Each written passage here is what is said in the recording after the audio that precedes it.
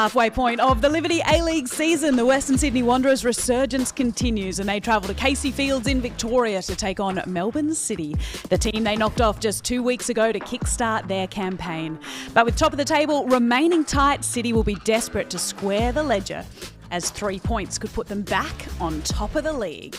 Look at that. The sun is shining from where you would rather be. Welcome to Dub Zone, our interactive coverage of the Liberty A-League season. I'm Neve Owens, and it is awesome to have you with us this Savo and to be joined once more by our socials expert, Kat Haddad. Hello, Kat. Hello. How are you? Very well. Good to see you. And the voice of the Liberty A-League, Teo Palazzeri. Hey, Teo. Great to see you again, Neve. Nice to see you too. And Sydney FC legend, Teresa Polias. Hey, T. Hello. Good to be back. Good to see you back, even though Sydney FC aren't playing today. Are you guys still going to manage to disagree on something? Oh, look, 3 weeks without a game, it's killing me. I've worn sky blue in favour anyway. We do have a game though, Teo, already underway. It's in North Hobart and the pitch looks absolutely spectacular for Western United's clash with Brisbane Roar. Yeah, this game did kick off in better conditions. It has started raining through the first 25 minutes, but it is scoreless between Western United and Brisbane Roar. Limited chances at both ends, very much both sides still probing in this early stage, but that one's been live. Roar have had more shots, but only one on target so far. So nothing significant to tell you about this game, which of course we will stay across as part of Dub Zone through the afternoon. We sure will, although if you want to take a deep dive into this one in its own right, Grace Gill is calling this game. The first full call of a Liberty A-League game for our former Canberra United legend. As we have a look at the lineups, you can see that one on 10 Play and Paramount Plus, of course. And for Western United and Brisbane Roar, the games have come thick and fast of late, Teo. Yeah, they have. Western United, off the back of their first defeat, have brought back Stacey Papadopoulos, Amy Medwin, Mel Taranto and Alana Cern into the starters. We've got Natasha Dakic and Julia Sardo, but significantly Chloe Lagazzo out of the matchday squad, and on the bench for Brisbane Roar, a couple of changes there, but no changes to the starting 11. So, Teresa, no Lagazzo. That's significant.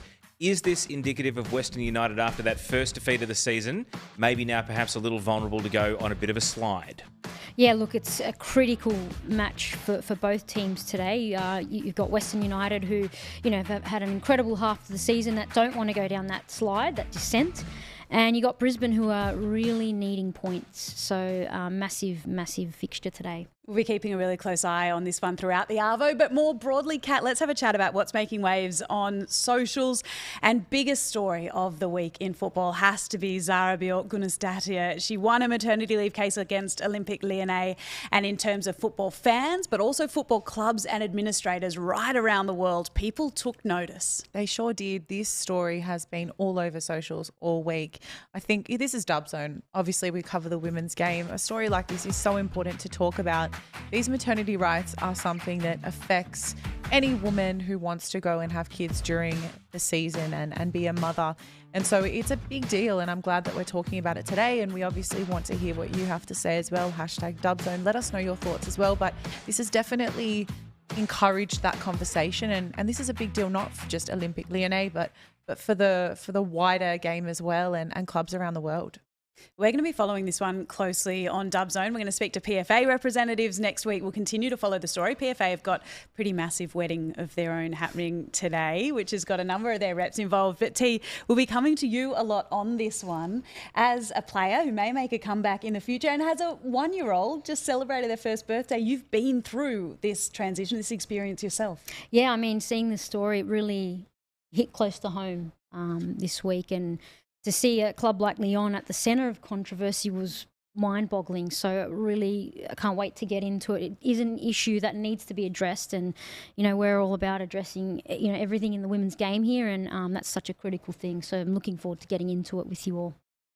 What else, Kat, is making waves on socials this week? Well, like I said, there's been a lot this week, but Daniela Galic is also the top young player so far of the season, which is amazing to see.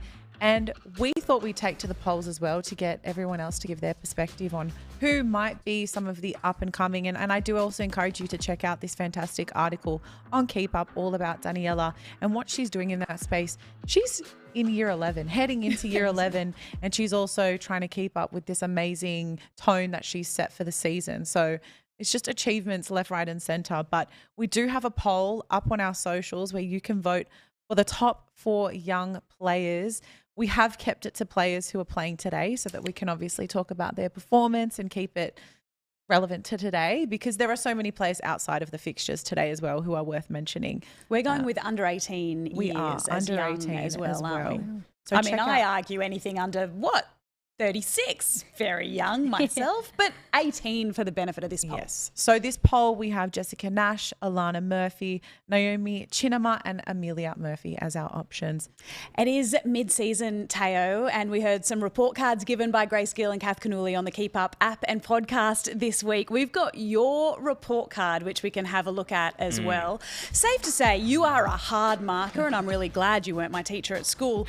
What stands out for me in this list, or should I let you justify some of these decisions I first? just think that, lifeguards would like Catherine Canuli and Grace Gill because they both swum between the flags. I mean, if you're asked to give a rating between 0 and 10 and you stick between 3 and 8, then you're going to be everyone's friend, aren't you? So I decided to, be a little Absolutely put the boot in. No, You sure be did. a little bit tougher on the underperformers and a little bit more favourable to those who've overperformed, yeah. Well, look, I would argue that someone who you have swimming right in the middle of the proverbial flags is Sydney FC, third on the table, Teo, and you've got them there on 5 points. Is that even a pass mark? This is the benchmark of the league that gets to pick first with recruiting every season, and everyone eats the scraps off their table once they choose the players they want. The fact they've already lost 2 games already this season says to me that maybe we're grading them, pretty tough. They've lost 3 grand finals in a row. The only way they can take that next step is to win the grand final. Which we can't judge them on but quite you want yet. them to look like a team that is head and shoulders above the rest of the competition. And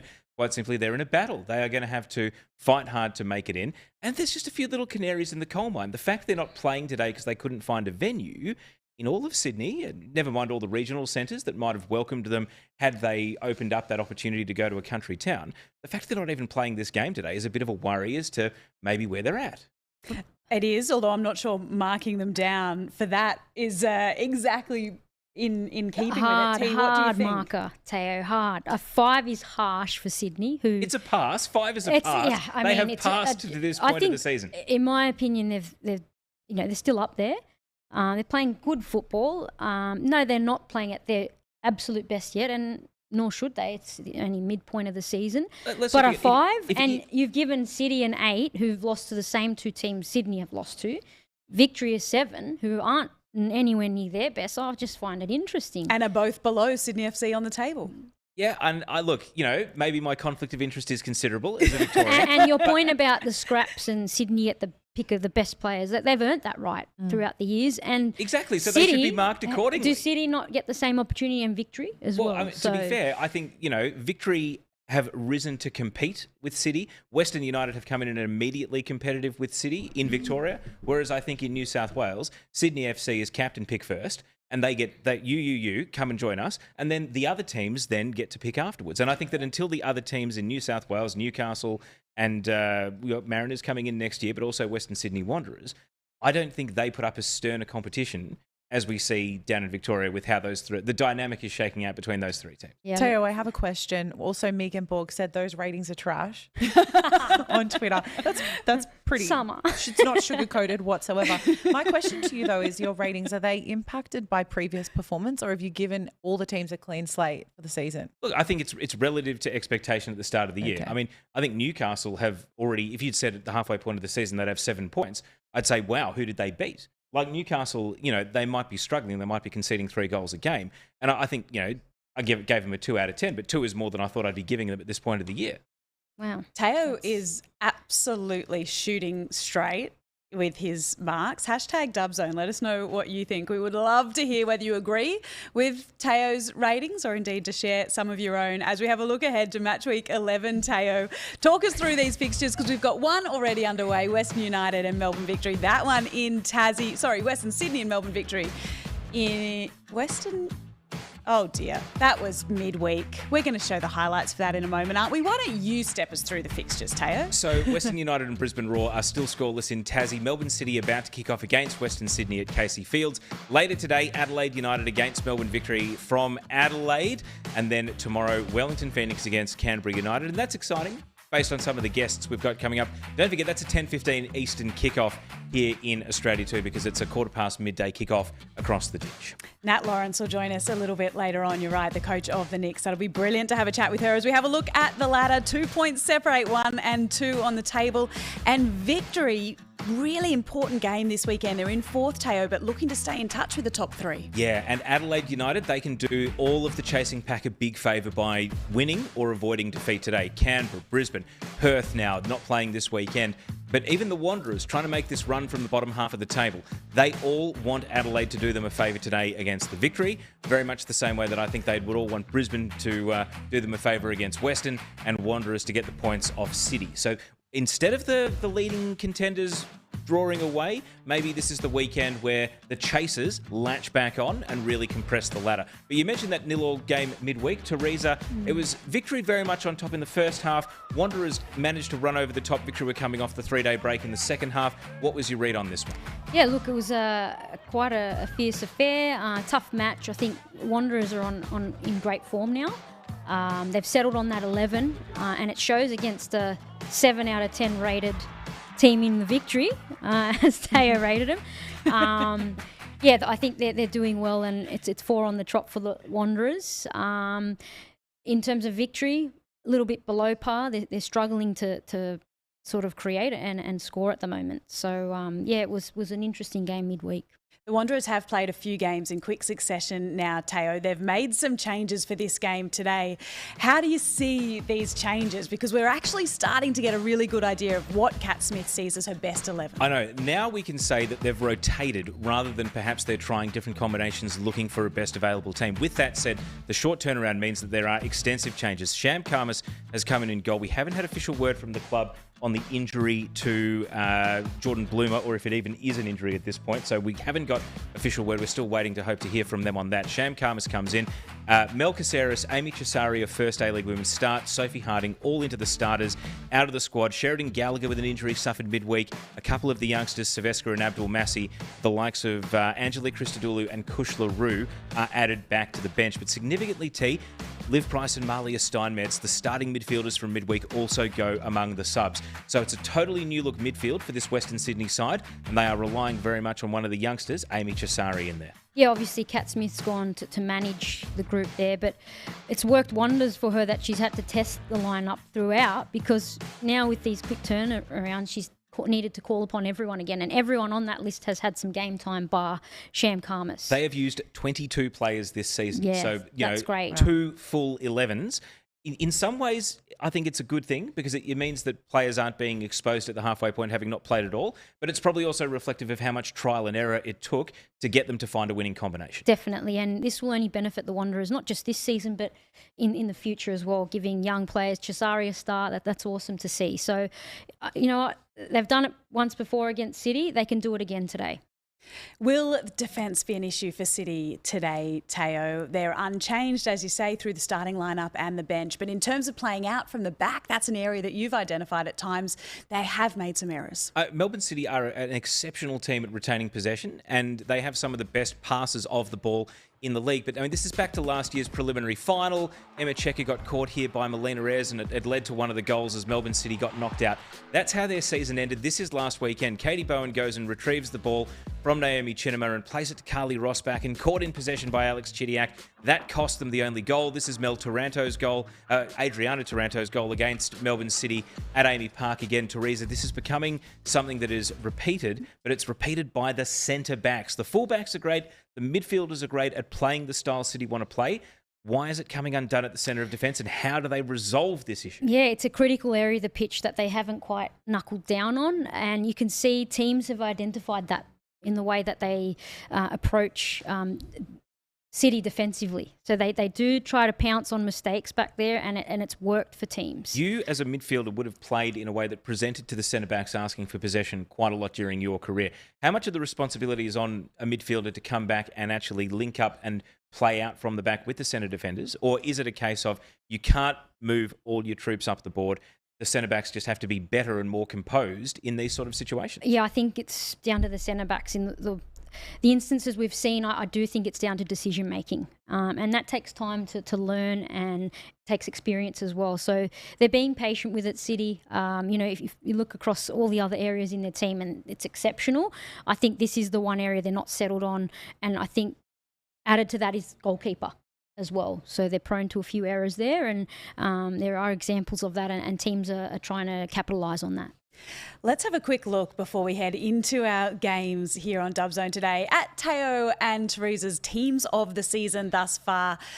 T, let's start with yours. I love that you've both gone a slightly different formation, and for midfielder T, absolutely we should have a stacked midfield. Talk us through your selections, Teresa. Yeah, look, I've gone with the 3-5-2 to fit the extra midfielders in, because I just think that there's a few that have been exceptional this season, and I couldn't deny them a spot. And, all week I'd wake up one morning and, want one person, the other, and finally had to settle on this. But yeah, I've got the 3 at the back in McLean, Cummings and Torpy, and 5 across the midfield, where, on game day, tactically, you can sort of spin them around in how, I'd need. But I think Holman there would be more of the enforcer, the holding type player that we've seen her able to do this season. And Ekic and Keane combining up top.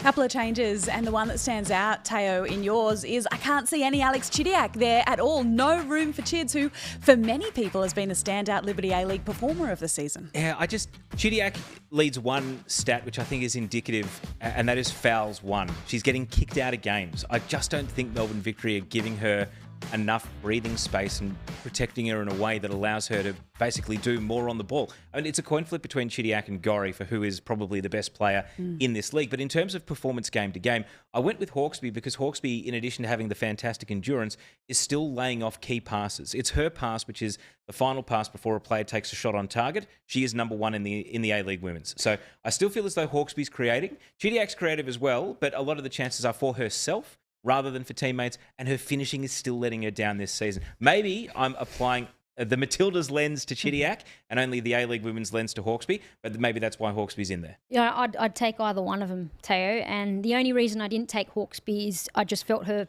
early season form wasn't up to scratch compared to the others.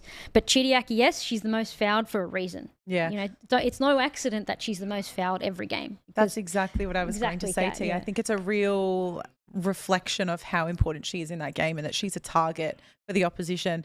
But I do want to shout out Greg the Unimaginative, who said that he loves this war between Teo and Teresa. And you've just had a taster this morning. There's plenty more of that to come this morning, this afternoon. There's plenty more to come.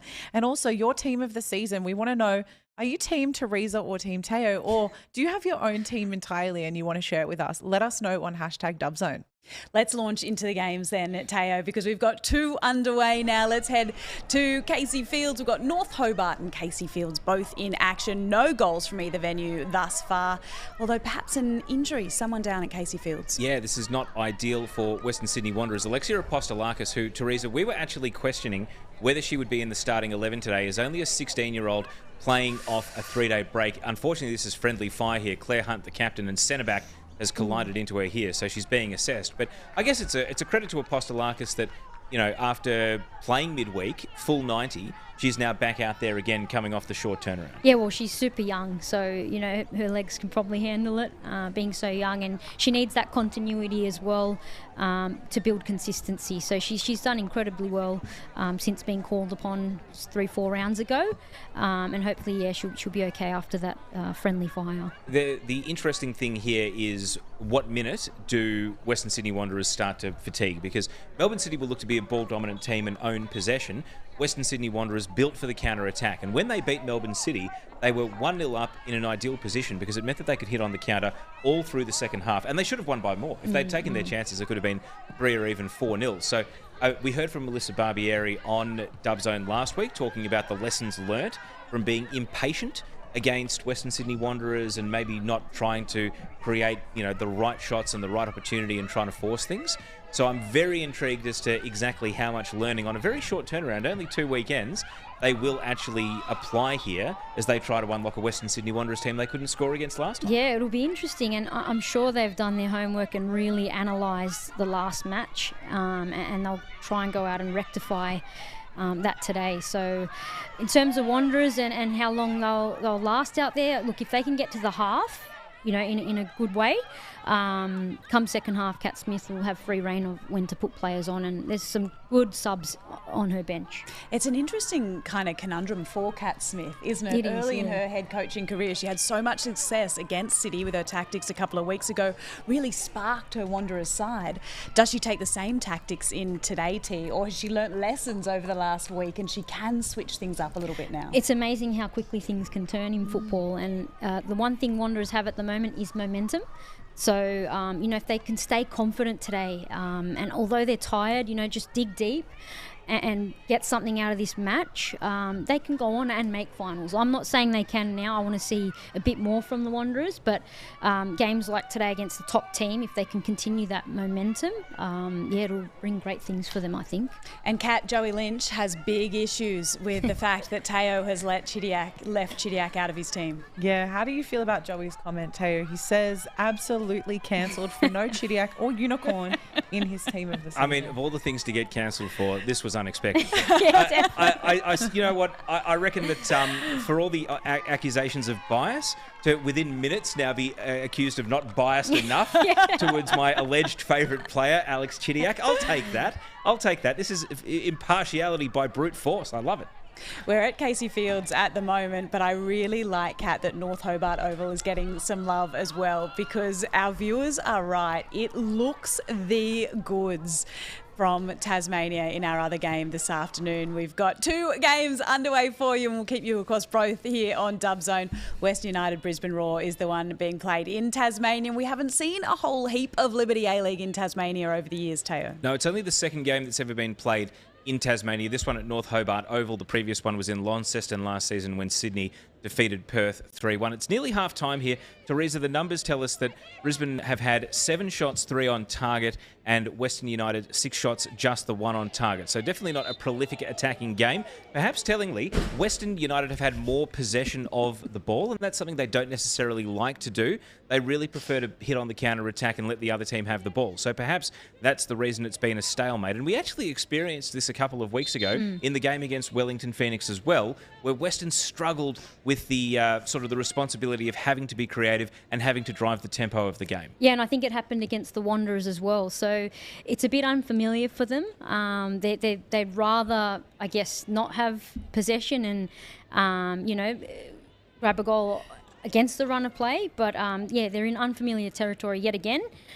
Today's pretty even coming up against Brisbane. So, it'll be interesting to see what's said at halftime and what changes in the second half. What I love is that you two are both professionals, and while we giggle like schoolgirls about the fact you've thrown your keyboard across the room, you two are able to carry on the conversation. Yeah, that was remarkable. I'll openly declare that obviously with the staggered kickoff, Adelaide and also Melbourne Victory are dropping their team sheets live in the show. So I'm updating my notes as we go here. So that's the reason the keyboard came out and then decided to fly away. Yeah, we need a tissue. And I also couldn't get a word in to explain why I started laughing, because I was trying to be as quiet as possible. Now, we have a goal. If I'd like to just sharpen everyone up here, please, because Western United have taken the lead. It is our first goal on Dub Zone today, and right on the stroke of half-time, Hannah Keane, who already started the weekend as the Golden Boot leader, has managed to put one in the back of the net. And so Western United, relief for them. Great crowd down in Tassie too. They were expecting a crowd. I was hearing a 4-figure crowd. I'm not sure how many thousand, but it starts here with Emma Rovers in midfield, and then Taranto with the ball out to Jess McDonald on the right. Let's not forget her guest stint is about to end, and then Hannah Keane getting it in off the post. Great finish under absolute time pressure here, and Jess McDonald, it probably won't be her assist due to the deflection, but that is great goal scorer's instinct from Hannah Keane. Oh, she has an amazing instinct for goal. We were just saying how Western United, they're not used to having the ball. That build-up was beautiful, and a lovely finish from Hannah Keane. She's just so good in the box. We both had her in our team of the season, 7th goal of the season, now 2 clear at the top of the Golden Boot as well. I guess Michelle Heyman gets a game against Wellington tomorrow. She's on 5, maybe trying to close the gap a little bit. But, I mean, Keane, 29 years old, so a well-travelled player, has played in Portugal, has played in Spain, has played in England, and even had a stint in the NPL in Australia and was agonisingly close to getting a contract with Joe Montemuro's Melbourne City super team. back in season 1 when they first came into the W League. But, I mean, after having to wait such a long time, someone who was well known to Australia is now shining as our top scorer in this league. And again, it speaks volumes for Western United and their recruitment. Like, they've just been unbelievable. And Hannah Keane, amazing player. Here's what I want to ask. Has obviously never played in the NWSL, didn't get drafted, finished college, had to go to Europe in order to continue her professional career after coming to Australia in the NPL. Could an NWSL team look at Hannah Keane, top of the scorers charts here? You know, obviously the Americans, they love their pace and power. And, you know, if you're the fastest and you're the best athlete, you know, off you go, chase the ball. But do you think that she could potentially get an NWSL contract off the back of her performances here? Definitely. You know, the NWSL is well aware of the A-League here. I do believe they they're adding teams to their competition as well. So, absolutely, she should be considered for a team over there, no doubt. It'd be an incredible story at 29 turning 30 to break into the NWSL after going undrafted. It would, but she deserves it.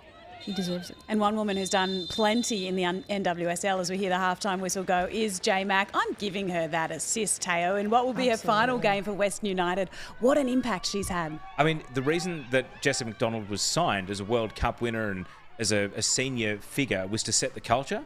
In terms of what's happened on the field, Western United couldn't have expected to have gone any better than it has. As of right now, they are on track for an 8th win out of 9? It's amazing. An extraordinary start to their time in this competition. But Jess McDonald needs a lot of credit for what she's brought off the field.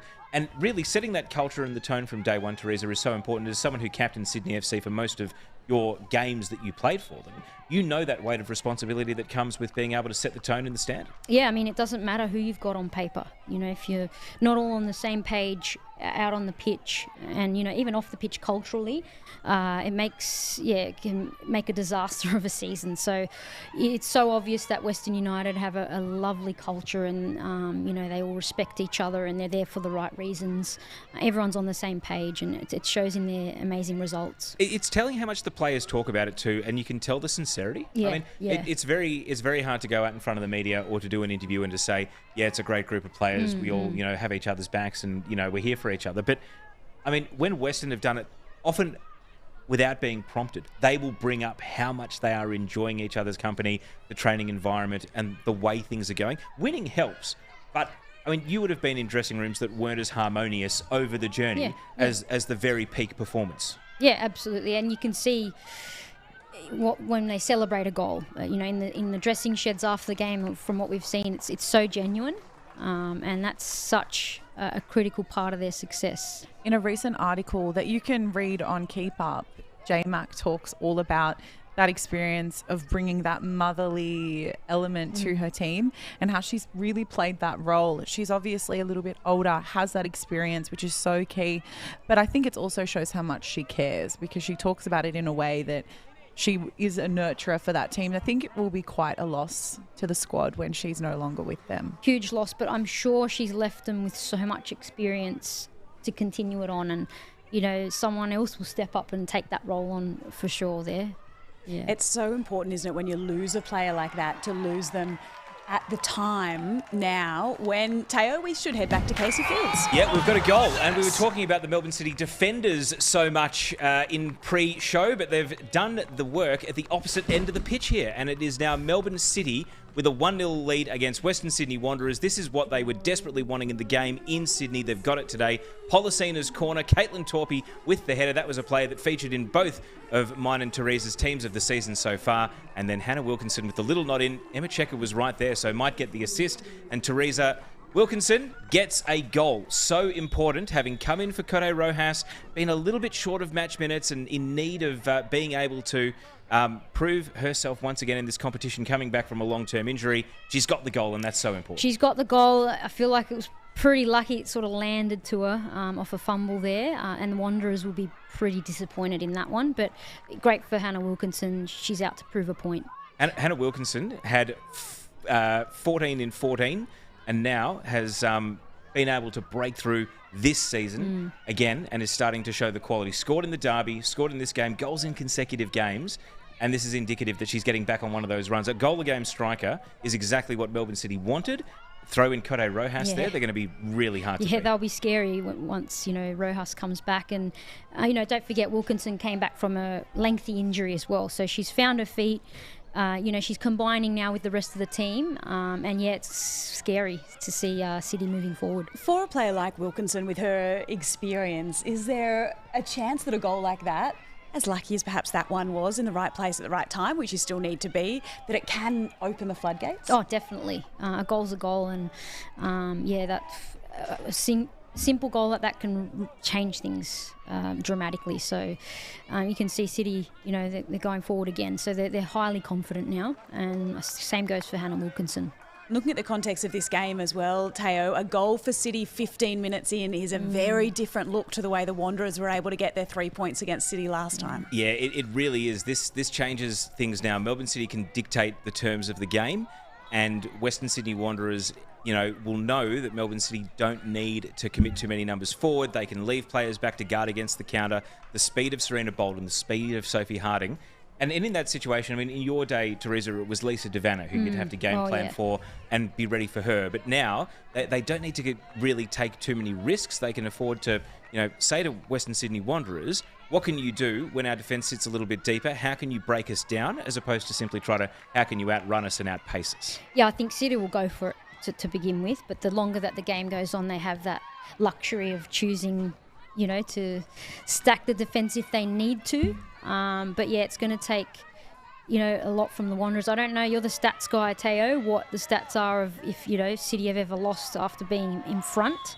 But I'm guessing it's not happened very often. I thought for a moment you were about to get a request from T for some kind of XG-related stat, and I thought, you've broken her, Teo. You've done it. No, look, to be fair, I don't actually know the numbers on Melbourne City losing from when they're in winning positions, but #Dubzone, if you want to beat me to the punch on this one, then why not? My guess is it's not very often. To be fair, it doesn't happen often in this league, full stop. Exactly. So it certainly doesn't happen to a top team like Melbourne City. Well, now's the day for Wanderers to beat that stat. Yeah, and to show us how much has changed as well, I think, that they can do it not just from a winning position or indeed a 0-0 draw that we saw midweek where they were so tight at the back, that they can fight their way back into games, and that they've got the strike power now to score more than one goal. That's right. To win a game. Well, they're definitely fighters, aren't they? And today's calling on a little bit more fight, so I'm sure, they'll be rallying each other, and, although they are fatigued, so are City. So, hopefully for them that they can dig deep and find what they need. How tough does that become, that run of games in a row? Obviously a little bit easier when you're winning them or drawing, as the Western Sydney Wanderers have been doing over the last few games, but the games have come thick and fast for them over the last couple of weeks. Well, some players really like that, because you're not sort of training anyway, and once you get in that momentum, you don't really feel it in your legs just until it stops. And that's when you sort of do feel the fatigue. So, but the other aspect of it is the makeup of your squad. If you can rotate like Kat Smith has a bit today, it makes a huge difference. City haven't really rotated many squad players, but maybe they've decided that their upcoming fixtures, they'll have a break after this game. Who knows? Yeah. I also wanted to call out, we mentioned earlier that we have a poll up for who you think is one of the best young players playing today. That poll is active on Liberty A-League's Twitter. Go let us know what you think and leave comments. Maybe the player that you think isn't even included in that poll. Let us know why as well, and we can ask Teo what do you think. And Teresa, of course. If you want. Well, at the moment, Alana Murphy of Melbourne Victory, who we are going to see later on today, Teresa, is another central midfielder, so I'm sure a player that you'll be keeping a very keen eye on how she progresses. In the lead, Jessica Nash, I'm surprised that number's so low. I think Jessica Nash has flown under the radar and been really underrated this season. Amelia Murray has had a lot of chances, has scored the one goal, but would love to add to that tally. Naomi Chinema, one of those centre-backs at Melbourne City. Again, I think she's kind of flying under the radar a little bit, but is very highly rated by our national teams and has often been part of junior national team setups over the journey. Yeah, I'm a huge fan of Amelia Murray. I just think the form of Adelaide maybe has attributed to that low percentage there. But Alana Murphy, had a good watch of her last game against Wanderers, and she was fantastic, really stepping up in that midfield. It's fair to say, though, that the team that these players are playing for plays a huge role in that performance as well. Because I agree with Jessica Nash. She's a player that I've kind of been watching, especially since we started Dub Zone, just keeping a keen eye on her. No pun intended. Kind of keen. Sorry, that was really... I didn't need to say that at all. I do love a pun, though. I'm not going to lie. But, yeah, it'll be interesting to see what you guys think. So keep voting and let us know your thoughts. Plenty coming in on that hashtag Dub Zone already today, which we absolutely love to see. Make sure if you're out at the games as well, we'd love to hear from you what the vibe is like. Send in your pics. Let us know what is happening there at the ground. Hashtag Dub Zone is the one to use right throughout the afternoon. Quick recap of the scores here at Casey Fields. Melbourne City up against the Western Sydney Wanderers as City get ready to take a corner. It is City with a 1-0 lead. It's halftime in our other game, Western United up against Brisbane Roar, and it is 1-0 Western United in that game. And a goal tee right on the cusp of halftime, which I imagine changes the team talks in both sheds. Yeah, really timely for Western United, and one that Brisbane would have wanted to avoid. So, yeah, makes for a very interesting second half. Let's have a look at our other game coming up a little bit later this afternoon. Adelaide United up against Melbourne Victory, and a really important game for both sides, really. Victory in terms of staying in touch with that top four. Adelaide United, we're still asking where those goals from open play are going to come from. Teo, the team sheets have literally just landed ahead of kickoff in this game in about 40 minutes' time. What's the big news out of both camps? Yeah, and we apologise as this graphic is showing the Melbourne City players, not the Melbourne Victory players. But for Adelaide, they have brought Zhao Yu and Jenna McCormick into the team. Dylan Holmes is out for personal reasons. It's not an injury, but she is, I've been told she's okay, but just has had to miss this particular game. But that's a huge loss for Adelaide, given Emily Condon has not returned from her injury. So Adelaide, two of basically the starting midfielders they would have wanted at the beginning of the season are no longer there. I've literally just been handed the Melbourne Victory team. I can say that Maya Markovski is in for a first start of the season. Also, Elise Kellon-Knight is back after being rotated and rested midweek. Alana Murphy, who was leading that poll, has been moved to the bench, as has Leah Privatelli, and crucially, Rika Madsen, who missed a couple of those gilt-edged chances against the Western Sydney Wanderers. She's been put on the bench too. So what do we make of the changes there, Teresa? No Holmes and no Condon for Adelaide United, whereas for Melbourne Victory, Maya Markovski gets the start ahead of Rika Madsen, and Elise Kellon-Knight is restored to the starting 11. Yeah, big loss for Adelaide. Dylan Holmes, she's such an influential player for them and leader. And with Victory, a few changes there. Is Jeff putting people on notice? That's the question that springs to mind. The team sheet I've been handed, and I will clarify this live in the show. We are an interactive show. But Melbourne Victory have not named a goalkeeper on the bench, and they've put Miranda Templeman in as their starter. So Casey Dumont may have been injured in the warm-up. I'm going to get this clarified as we speak. That's huge, yeah. Taya's got a great connection and network there. So he'll get clarification for us on this one. But even if that does prove to be the case, even just from a defensive setup position and the confidence that you have as a defensive unit, removing the voice from the back as well as what she does with the gloves, losing Casey Dumont is massive. And Casey is a huge voice at the back.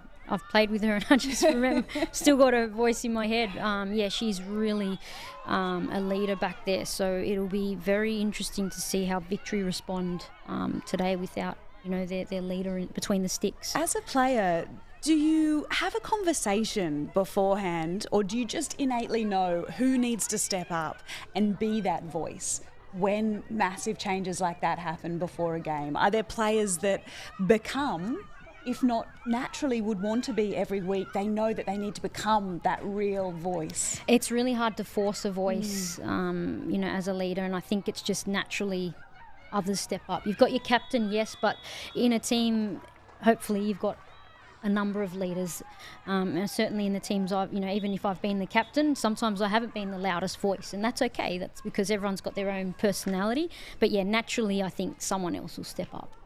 Seen a great chance here for Western Sydney Wanderers, but the flag went up for offside. So Sophie Harding there, not able to convert in any case in that one-on-one, but it's a good sign for Wanderers that they're starting to break this Melbourne City midfield and starting to generate some chances.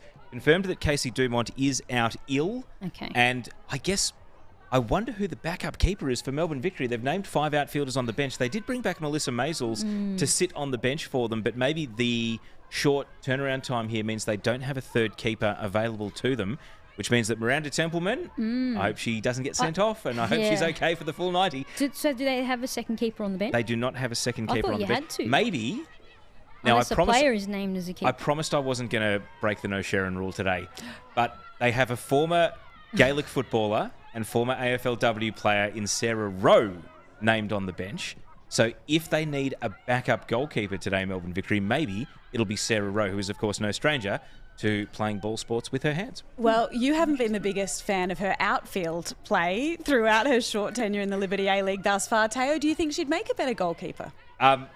You know what? I will freely admit that I haven't watched the Gaelic football footage of Sarah Rowe, so I don't know for sure. But I guess you can assume that if you are being recruited to play AFLW out of the Irish Gaelic football competition, that you must be able to catch. Mm-hmm. And it's a round ball. And that's half the battle. That helps. Yes. I imagine that might be the contingency plan here. But hey, Miranda Templeman's a very good young keeper. We did see her get a bit of a baptism of fire in Victory's 5-2 win against the Newcastle Jets.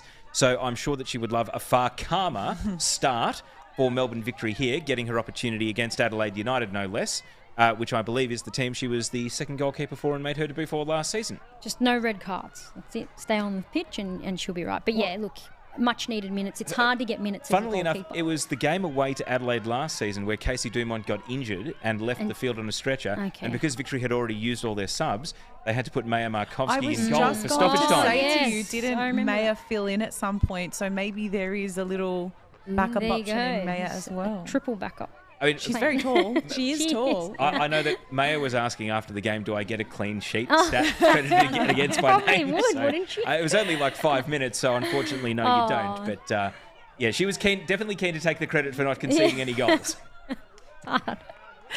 The Sarah Rowe discussion is an interesting one, T, and we haven't really had it in depth here on Dub Zone yet. Came into the A-League as an injury replacement. She's got the 3 games. I think this would be game number 3 for her today.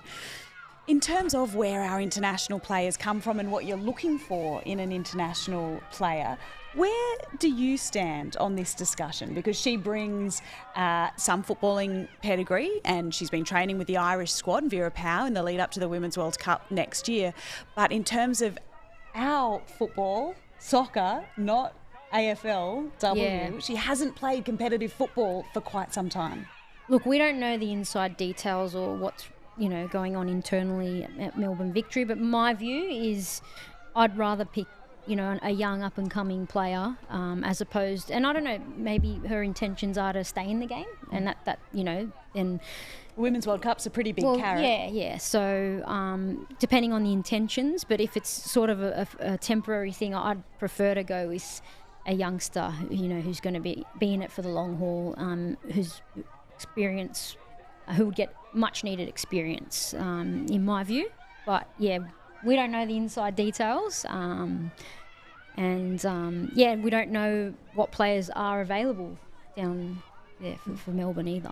And it sparked plenty of discussion anyway, Teo, no short stay in the game. Do you reckon Vera Pauw's been keeping a bit of an eye on the Liberty A-League over the last couple of weeks? It's a tough one because we've seen Irish internationals come out here and play before. We saw Julianne Russell play for the Western Sydney Wanderers, albeit during one of the COVID seasons, so she was already in the country playing for Sydney University. And this is a player who had almost 60 caps. Yeah. So Sarah Rowe doesn't have that sort of... She's been in squads, but I don't think she has a full cap for the Irish national team or the Republic of Ireland national team.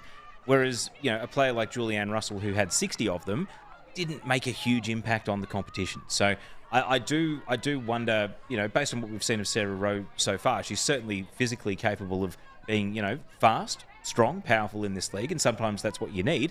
But as a technician, I mean, especially midweek when she got subbed on against the Western Sydney Wanderers and maybe Melbourne Victory were looking for fresh legs off the bench, they didn't get what they needed, and she actually did play a square ball, which got intercepted and led to Serena Bolden's chance on goal, which Casey Dumont saved. But I don't, other than one very nice step over in her debut against Perth Glory. Which made for some great vision across socials. It was great vision, yeah. It got plenty of mileage, but I think the overall technical package of the player has not shown to us that maybe she was a better option than what's out there in the NPLs of the country. Yeah. And perhaps hasn't done a great deal to improve her chances of playing for Ireland at the Women's World Cup in that opening game against the Matildas. Yeah, I mean, I'd say there's a few players ahead of her in the Irish squad. I'm guessing they're not short of players there either. So who knows though?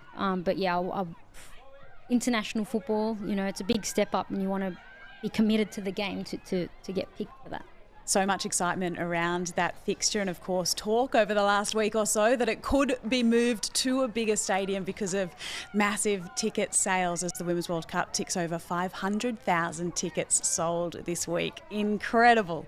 As we have a look at the scores across our 2 Liberty A-League games that are underway this afternoon. In North Hobart it is Western United 1, Brisbane Roar 0 as we start the second half of that clash.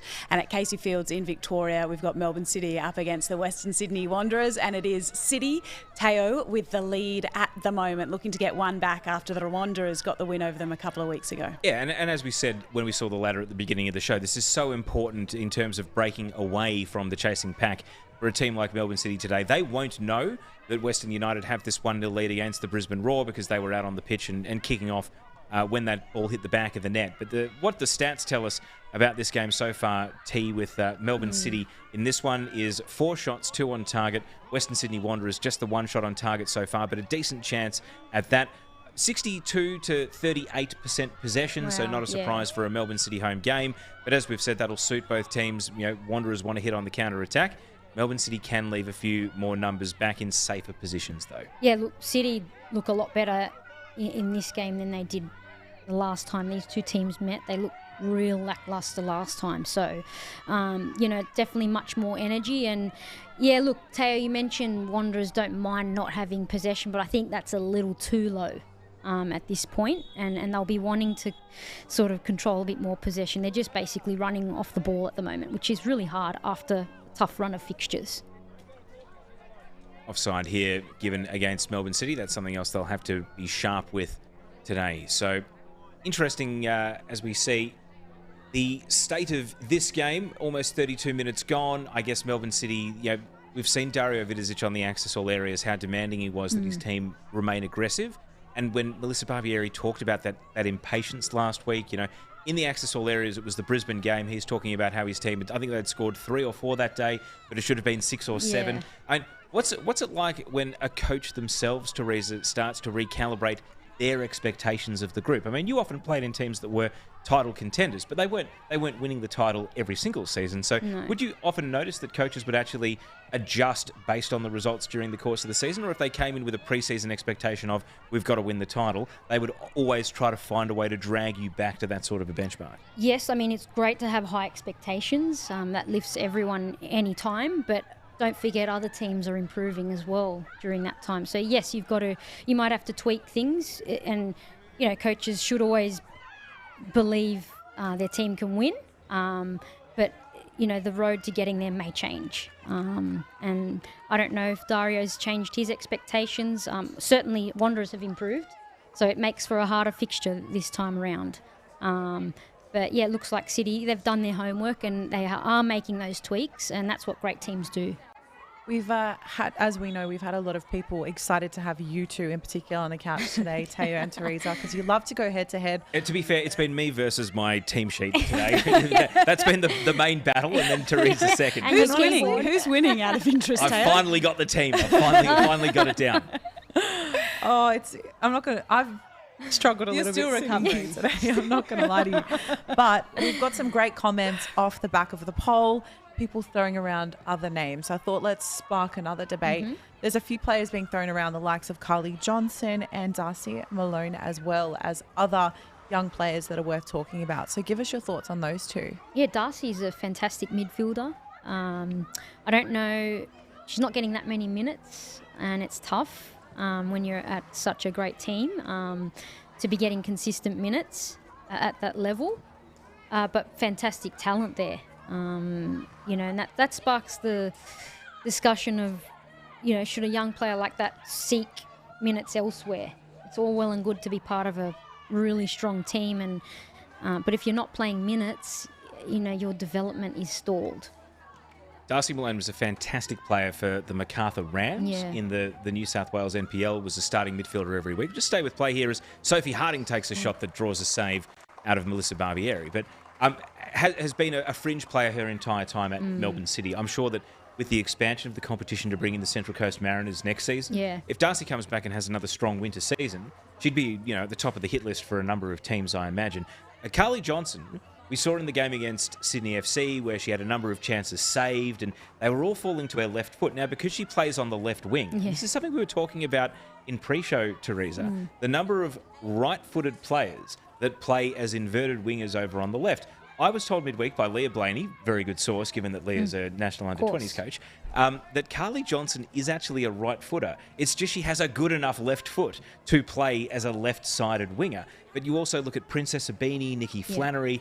There is actually a paucity of left-footed natural wingers, and that a lot of players who just happen to be two-footed or have a good left foot end up having to play on the left side of a front three. Yeah, it just happens that sometimes you don't have a left footer. And you've got to, put a right footer on the left wing. But that adds another element. That cut in can really throw defenders off as well. But, Darcy Malone, just back to that, because a thought came to me. She could be starting at pretty much any other team. She's not starting at City, but most other teams she'd be a starter. So I wonder if she's thinking of maybe making a move to get more minutes. And Carly Johnson, she had a bit of a slow start, and I think she's coming back from a knee cleanup. There you go. So that explains it. But she had a fantastic breakout season last year with Sydney, so I was very curious to see her development, and it's good to see her back out there finding her form again. I love that that's coming through on socials as well. Not happy with the names that have been thrown up, throwing a few more into the mix, which is exactly what we like to see. #Dubzone, make sure you use it throughout the Arvo. And you haven't just broken the no Sharon rule, Joey Lynch says, we've also broken the no O'Neill's rule by referencing Gaelic football as well today, Teo. You've hit us on multiple fronts. I'm trying to rein it back in. But we don't have a choice here. The circumstances of Melbourne victory forced us to address that. But hey, it could be a moot point if Miranda Templeman plays a good 90 minutes. We don't really think Sarah Rowe's going to go in goal? To goal, we've flagged it. I mean, sometimes these things get talked into existence, Neve, and we don't have a choice. If that happens, Teo, even if we're off air, I'm going to be insisting we come back into the studio to talk through that in the second half of that game a little bit later on this afternoon. So we do have 3 games of Liberty A-League action for you today. 3 games with different kickoff times, though. And this one, West United Brisbane Roar, was our first to kick off of the afternoon as Brisbane get a shot on goal, Teo, but not exactly the kind that they need. No, and Brisbane Roar in front of goal has been something that's become a real issue for them. And the recruitment of Indy Riley, who scored their goal last weekend, was a very welcome addition to the team because the goals have dried up. Larissa Crummer has 2 for the season but hasn't scored since round 2. Katrina Gorry, they've relied on from midfield to provide opportunities. And the other player who hasn't scored at all, we'll get to in a moment at the end of this attacking chance here for Jess McDonald. Western United are in, it's off the post and then turned in. So there's a second goal for Western and that might be the point safe for them here. Wow. I think it's TJ Vlanich that might be at the bottom of that pack of players. And down in Tassie, the Western United fans absolutely love it. Who's getting up? Yep, it's TJ Vlanich. She's on a scoring sheet, a streak here. My other best mate. And it means that we have Western United 2, Brisbane Roar 0. And just look at the hunger to win the ball and absolutely throw the right leg at it. Hensley handcuffed did well initially, but Jess McDonald able to get the ball past 2 defenders. And even though it hit the inside of the post, that's just pure determination to turn it in. And that is a second goal of the season, 3rd goal career for Tyler J. Vlanich. You said it, Teo, hunger. And that's what Western United have, and that's what's getting them results as the newcomers. They're up the top there, and they deserve it. Brisbane didn't match that hunger in the box there, and TJ Vlanich got there first and smashed it into the back of the net. Gosh, I hope we get to chat with her after the game again, Teo. You know what? I think it'd be nice to share it around among different Western United players. Are you scared to chat with her? I'm not saying anything either way. But we've got Jessie Rashard down here, unfortunately for the Roar, who's injured as a result of throwing herself at the goal line there to try and stop that chance. But Roar are in a big hole now. I mean, Western United definitely hadn't been dominating this game, but that goal right on halftime, it's a cliche to say it's such an important time to score, but that's reflective of how much it actually is an important time to score. Yeah, they're going through a bit of a a drought up top, and unfortunately you can get into a habit of that, and that's where Brisbane are at. They're in a rut, and they need to get themselves out of it, and maybe if they can sort of find some hunger in them like Western United are, they can get out of this hole. Now, But, that replay there was very interesting with the contact made, it looks like, to the face of Jesse Rashard. Of course, there's no VAR in the Liberty A-League, so even if there was a foul committed in the build-up, if the referees didn't see it, then the goal, the goal stands. Yeah. So, but this is a real worry. You hope it's not a concussion or a facial injury here for Jesse Rashard, but she's down and she's receiving treatment at the moment. Yeah, hopefully she gets up after that. I have to highlight what a fantastic performance that was by J-Mac right before to create that chance. Once again, just showing how prevalent she is to the impact of this side. And I loved when we spoke to her very early on. Yes. We had a great chat with her. I think it was only game 2 or 3 for them. And she just has a great attitude about the game, but she's an absolute force when she's on that pitch. And the more I see her, I know I said before she will leave a mark, but they really will miss Jess McDonald. That pace and aggression down the right, we have seen her create so many issues for defences throughout her stay in the Liberty A-League, crossing the ball back into the middle. Other people get the glory of the goal. Yeah. How do they replace that? And that used to be her getting the glory of the goal, and now she's become the real creator. Look, maybe they'll dip into the transfer market and try and find someone similar that's floating around. I don't know, but they certainly will miss her. I do wonder, are you allowed to sign 2 guest marquees, or do you only get 1 per team per season? Because I'm just going to flag it. Guest marquees might be a discussion topic that comes up for other teams, but I don't think Western United, I'm pretty sure they wouldn't be able to do it with a second player. But if her stint's over, which is and they find someone that meets all the criteria, surely they're allowed. They had to fight, didn't they, to get J-Mac accepted at the start of the season, and hasn't she proven, Teo, that she adds real value to this league? Well, and I think especially for the new fans to the league, or those maybe uninitiated with the player rules, if you might look at the team sheet and say, well, hang on, Western United have 5 non-Australian players. What's the deal here? Does one of them have an Australian passport? Is it dual national? Nope.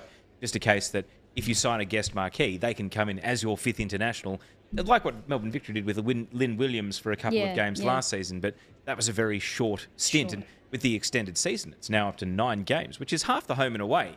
And I think a lot of teams would be looking at 3-week final series, maybe the last 6 home and away games, and strategically timing their approach if there's anyone out there that they can find. Look, timing's not the greatest, but Jess McDonald would have a fantastic network, wouldn't she? So is there a maybe recently retired, huge name that potentially would want to come over? And I'm sure J-Mac, as we call her, would speak amazingly about her stint here. So, look, knowing Western United, they've recruited fantastically well so far.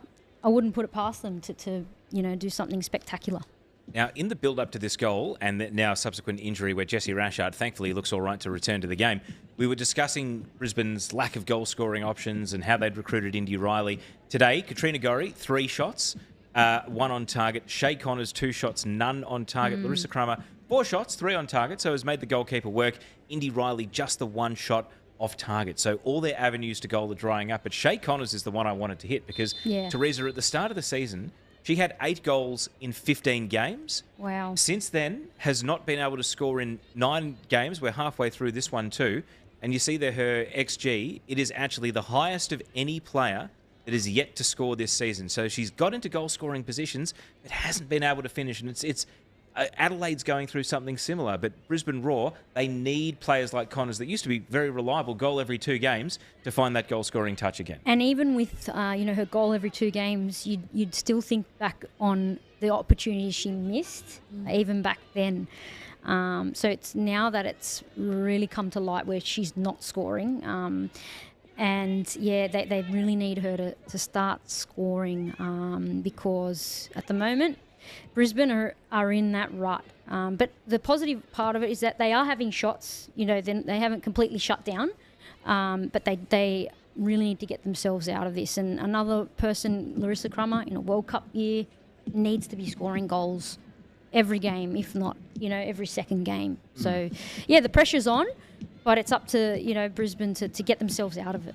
Which opens the door for the likes of Indy Page Riley to come back into the league and show us what she can do, Teo. I thought in her first game midweek, she was impressive. She was a standout despite the lack of goals. Yeah, and she came back in and had a goal disallowed in the opening minutes of the game. It looked as though it was a perfect welcome back. She still scored later on, as we see half a chance here for Crummer that's going to go out for a goal kick after a series of deflections. But Riley previously had scored 3 in 20 in this competition, sort of as a young player, a lot of appearances off the bench. But 1 from 1 since coming back.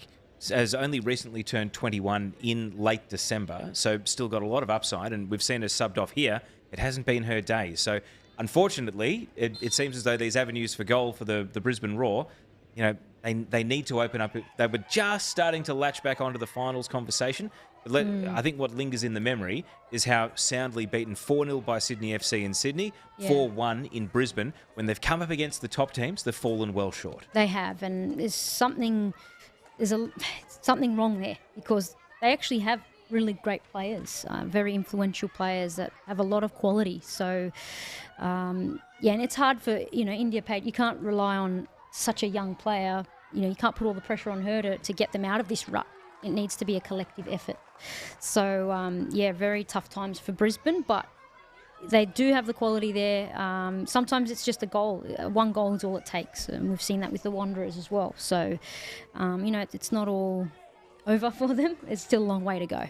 Even from a Matildas perspective, with Larissa Crummer, with Katrina Gorry in that side, the Matildas will be looking for confidence to be high coming into that February window. Yeah. And Minnie playing a different role for Brisbane than she does for the Matildas these days. But confidence is such a big thing in football. It is. There's, more confidence players than there's not. So, I don't think that the Matildas get to really see each other much pre-World Cup. It's very limited. So anyone that comes in needs to be on fire, basically. So they're going to need to find something fast. A slight detour, because there's a very important game happening in New Zealand right now, which is the friendly between the Ferns and the US women's national team. And we've got a score update. If you're not keeping up with it, I highly encourage you to have a look. It's 5-0 to the US right now. Wow. Which is, so in their previous meeting, which was only a couple of days ago, it was 4-0. Wow. So I think we're seeing that there's a bit of work for the Ferns to do before we head into this very important Women's World Cup. Wouldn't you say, T? Yeah, look, they're a pretty young team, and I think there were availability issues with a lot of players. Teo, you could probably confirm all the New Zealanders at A-League women's clubs didn't have to release them due to an international window, and they're, including one of them, who they'd love to have today, Anna Wilkinson, I'm sure New Zealand, is the goal scorer in this game, because they lead 1-0 against Western Sydney Wanderers at half-time. Both teams have had 4 shots, 2 on target, 66% possession for Melbourne City, and in terms of going into the attacking third, and also touches in the opposition penalty area, it's more or less dead level. In fact, Wanderers in front on entries into the final third. So even though they've only had a third of the possession, at least they're not being pinned in their defensive half. They are getting down and flipping the field and getting some looks at goal. So still a long way to go. I wouldn't rule out a Wanderers comeback. The only question mark is fresh players off the turnaround from the midweek game. I think Wanderers have more fresh players at their disposal than City do. But it seems that City are enjoying being 1-0 up and just controlling the game at the moment. Nothing too significant. When you look at those benches as well, Teo, what stands out for you? Because with the quick run of games in quick succession, coaches are having to look for that depth and those impact players after the 60-odd minute mark. Who are the Wanderers calling on? Yeah, look, I do think Angelique Christodoulou, who's been out of the team for a couple of weeks, can play as a fullback. I think Kush LaRue, even though we've seen her playing more as a forward in the A-League Women's, at NPL level for Sydney University, they do play her as a right fullback, as a sort of a right wing back. So if Alexia Apostolakis is running out of steam, maybe they go with Rue, because Melbourne City, they're going to bring on Briley Henry at some point in the second half, and she's going to try and stretch the game. They're going to use the pace of Briley Henry to really try and capitalise on a fatiguing Wanderers defence. So at that point, I wouldn't be surprised if Western Sydney make a change of their own. Yeah, they've got a couple options there, and Angelique's got Christodoulou's got a lot of experience in the league, so you can put her centre back even. depending on how Kia and I don't think Hunt would come off, but even Price and Steinmetz could come on and really settle things. They're both creative players as well. So Wanderers by no means out of this game. All right, it is halftime in our feature game this afternoon. So time for us to share with you what's coming up on A-League's All Access this week. And it is the great John Aloisi who will feature. You can catch it on Keep Up. It drops on Thursday, and this is one you do not want to miss. Here's Aloisi for a place in the World Cup. He I usually come to a cafe to go through my game day team talk. I said, we're close, but it's John Aloisi. I'm like, oh, we'll open up then. The cardiologist, did a few tests. The next week I had to have major heart surgery. This scar's healed quite well. These haven't really healed that well there. Youngie, how are you? Milo, how you going? How you going, Lockie? You good? Lusty? Alex Chidiac is the best player in the league, onside, offside. That's onside. She's towing the line of VAR, but it's onside. On balance of the season, she's had really good contributions, good goal scoring, and I'm just really enjoying watching her play. She's a real pleasure to watch on the field. Onside, I definitely agree that she's one of the best players in this competition. I love what she brings to the Melbourne Victory team and also to the competition. It's exciting to watch.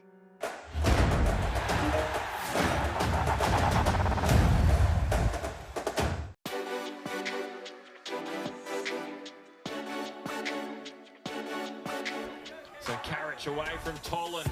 Brilliant run from Caitlin Carriage. And a bending strike. It's an absolute beauty. Melbourne City on fire here late in Adelaide. Bounce back from that shock defeat on Sunday.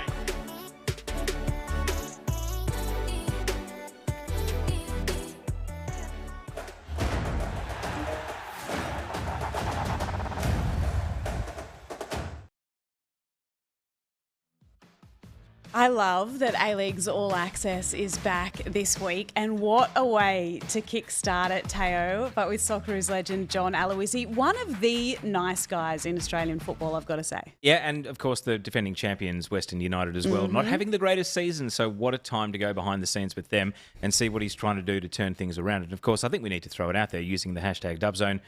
Who do you want to see A-League's All Access from the second half of the A-League women's season? We've seen Lissa Barbieri, we've seen Chloe Lagazzo, we've seen Kayla Morrison, but we're starting to learn about so many new names and new faces, and there are players having breakout seasons. There are players that are doing things that we didn't expect. There are teams doing things that we didn't expect.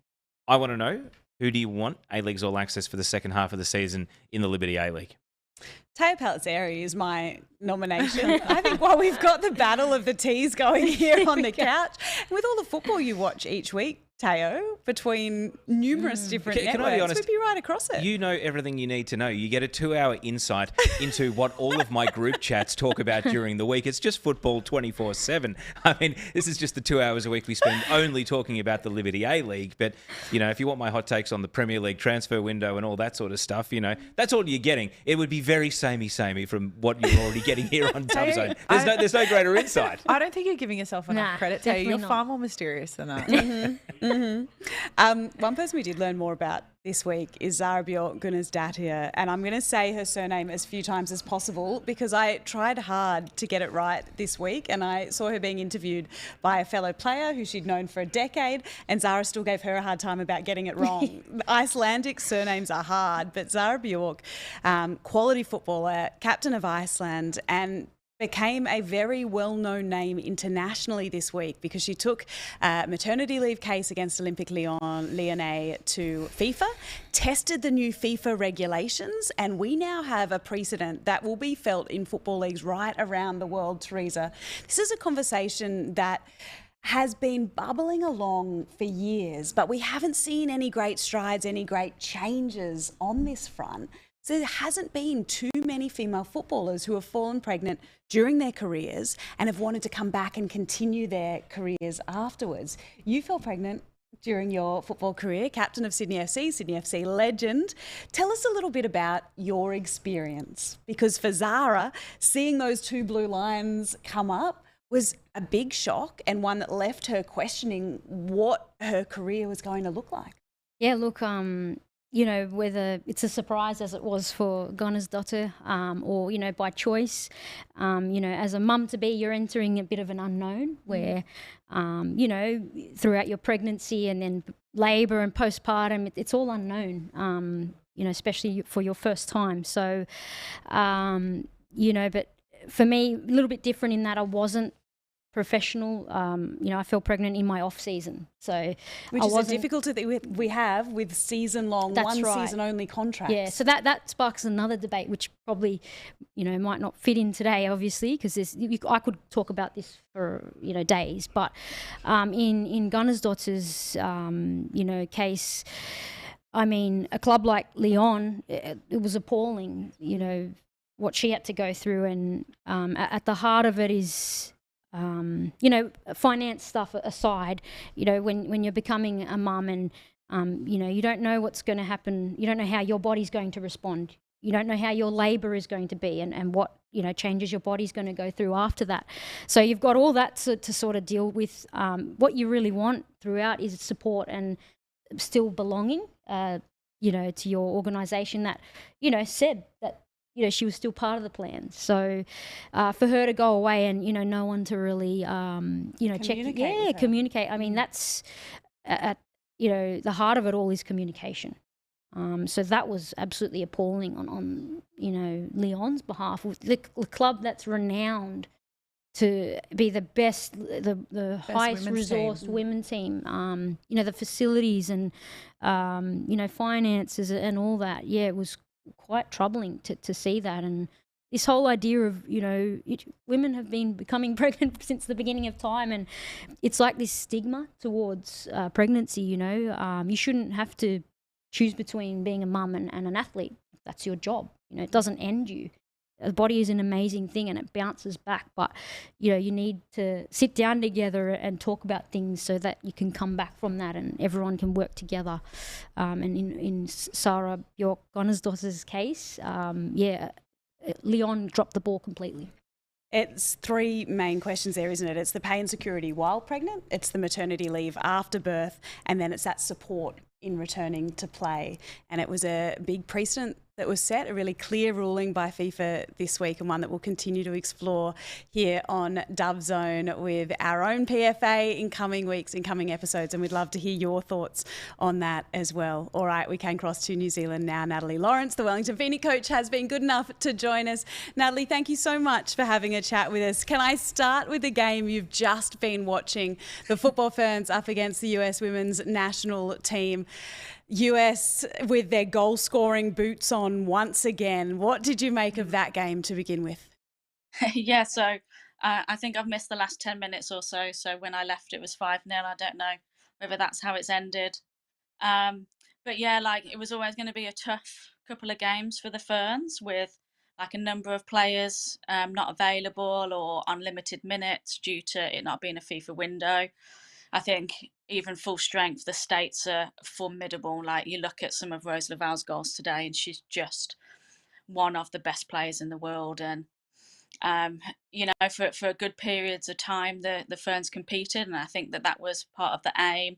New players got their Ferns debuts. You get to play at Eden Park, you get to play at Sky Stadium ahead of the World Cup. So, tough for the results wise, but heaps of positives process wise, a wider squad wise, and being able to compete for moments of the game. Natalie, it's Teresa here. Just going back to your own team, you guys haven't gotten arguably the results you want so far this season, and just wanting to know a bit of insight. Do you put that down to personnel or performance? Yeah, I think it's probably a little bit of both. I think we're still incredibly young, and not only just young, but pretty inexperienced in both professional football and, international football. And we managed to get in players like Betsy, who's helped heaps, but we've also lost quite a few players this year through to injury, which is kind of unforeseen, which has been tough, but we don't like to use that as excuses. We know that most recently, the performances have deserved something a little bit more than what we've got, and we're kind of trying to stick to our process, knowing that the outcome will happen, and we'll turn the season around, and that's the big focus for the group now. And kind of the messaging ahead of tomorrow is, let's stop talking about we deserved something out of the games, and let's actually get something. So that's kind of like the big focus now is, yeah, it's not been the best start that we wanted, but let's not panic. Let's stick to our processes. The outcome will happen, and let's go and get things now. Nat, I wanted to ask you about squad composition, because your team is made up of New Zealanders. You have a mandatory minimum number of Australians, but you have strategically used dual nationals, Australians and New Zealand passport holders to fill your squad. Is the strategy next season to perhaps sacrifice some spots for New Zealanders so you can use those places on targeted recruits from other countries, be it Americans, Europeans, wherever? Yeah, I think so. I think ultimately the goal would be that these restrictions don't exist. They don't exist for anyone else. So after 2 seasons, I really hope that gets looked at to create a bit of an even playing field, especially with another team coming into the league. If that's not the case, then yeah, we definitely need to bring in some internationals, bring in some older heads. Our average age, if you took out Betsy, our average age is under 20. With her, it's 21. So try and get that average age up a little bit to maybe 23, 24. Still harness the young players. Look at Kate, Mac, Wiz. They've all made their debuts now for the Ferns since being Phoenix players. So kind of harness those players and then wrap a bit more of experience around them to be able to be more competitive when it comes to the results. And speaking of one of those young players, Alyssa Wynnum has been on personal leave for some weeks now. Can you give us any insight into how she's travelling, and also if there is any return to training and even return to playing on the horizon? Yeah, she started to kind of return to play in her own environment with the support of our medical and sports science staff. So we're in touch with her, and yeah, we hope to get her back pretty soon. Hi, how you going? This is Kat. First of all, we know that the Ferns achieved a record attendance at the friendly the other day, which is amazing. We love to see that kind of excitement around the women's game. But just talk us through how it feels. Obviously, we're Aussies. We're excited about the Women's World Cup. But what's the excitement like in New Zealand for you guys as well? Yeah, it's buzzing now. 6 months away. Having these 2 games against the world champions, they actually broke the record in Auckland by about 200 people today. And everyone's just looking at Eden Park, visualizing what that will look like for the first game against Norway, with it being hopefully it's a sellout. Piggybacking off how good the Black Ferns were, and the support that they got for their World Cup. So there's a huge buzz around. There's excitement. There's expectation, and I also think that half the country doesn't really know what's about to happen. There's over here in New Zealand, we've got some incredible games. So I think, yeah, it's the closer we get, the more excitement that there's going to be. And, you've got the qualifying tournament here next month, so that will just add even more. Huge amount to come in the next few months. Nat Lawrence, thank you so much for joining us on Dub Zone today. Good luck against Canberra tomorrow. Thank you. Thank you very much. Thanks, guys. See you soon. Natalie Lawrence, the Wellington Phoenix coach, joining us on Dub Zone. The Knicks take on Canberra United just after 10 a.m. Australian Eastern Daylight Time tomorrow morning. A big game for both sides, including Teo with Grace Jale in action for Canberra. Yes, and of course Wellington got that first ever win against Canberra last season, but Canberra are flying now. I think they got a 7 out of 10 on my mid-season rankings, so I'm tipping Canberra. And we know that those mid-season rankings are absolute gospel. As we have a look around the grounds here on Dub Zone this afternoon, we've now got all 3 Saturday Arvo games underway. Adelaide Melbourne victory has just kicked off. We're 3 minutes in, no goals as yet, but a big game, Teo, for both sides this afternoon. It sure is, because Miranda Templeman, the 20-year-old goalkeeper who was the backup keeper at Adelaide last season, made 1 sub-appearance off the bench. She makes her starting debut today. She's actually a West Australian as well, Miranda Templeman. This is the level of dedication you have to show to make it in this caper. West Australian, who moved to Sydney to join the Future Matildas program, went to Adelaide for A-League women's season last year, then moved to Melbourne to play for the FV emerging team as their number one goalkeeper, and here she is now as Melbourne Victory's starting goalkeeper today. Casey Dumont is out with a non-COVID illness. She's just sick, so it means that... Obviously, with them being interstate, they didn't have a third keeper travelling, so they've got 5 outfielders on the bench today, Melbourne Victory. We'll wait and see how that shakes out. Adelaide, though, as we see them on the attack here, have got issues of their own. Emily Condon is still out injured. Dylan Holmes is missing today's game for personal reasons, so their midfield is missing, arguably, their 2 top players, certainly in terms of reputation, both of them capped Matildas, no less, albeit on the fringes of the selection discussion at present. So... tough game and tough scenes for Adelaide. It is 11 straight games, Neve, since they scored 2 in a match.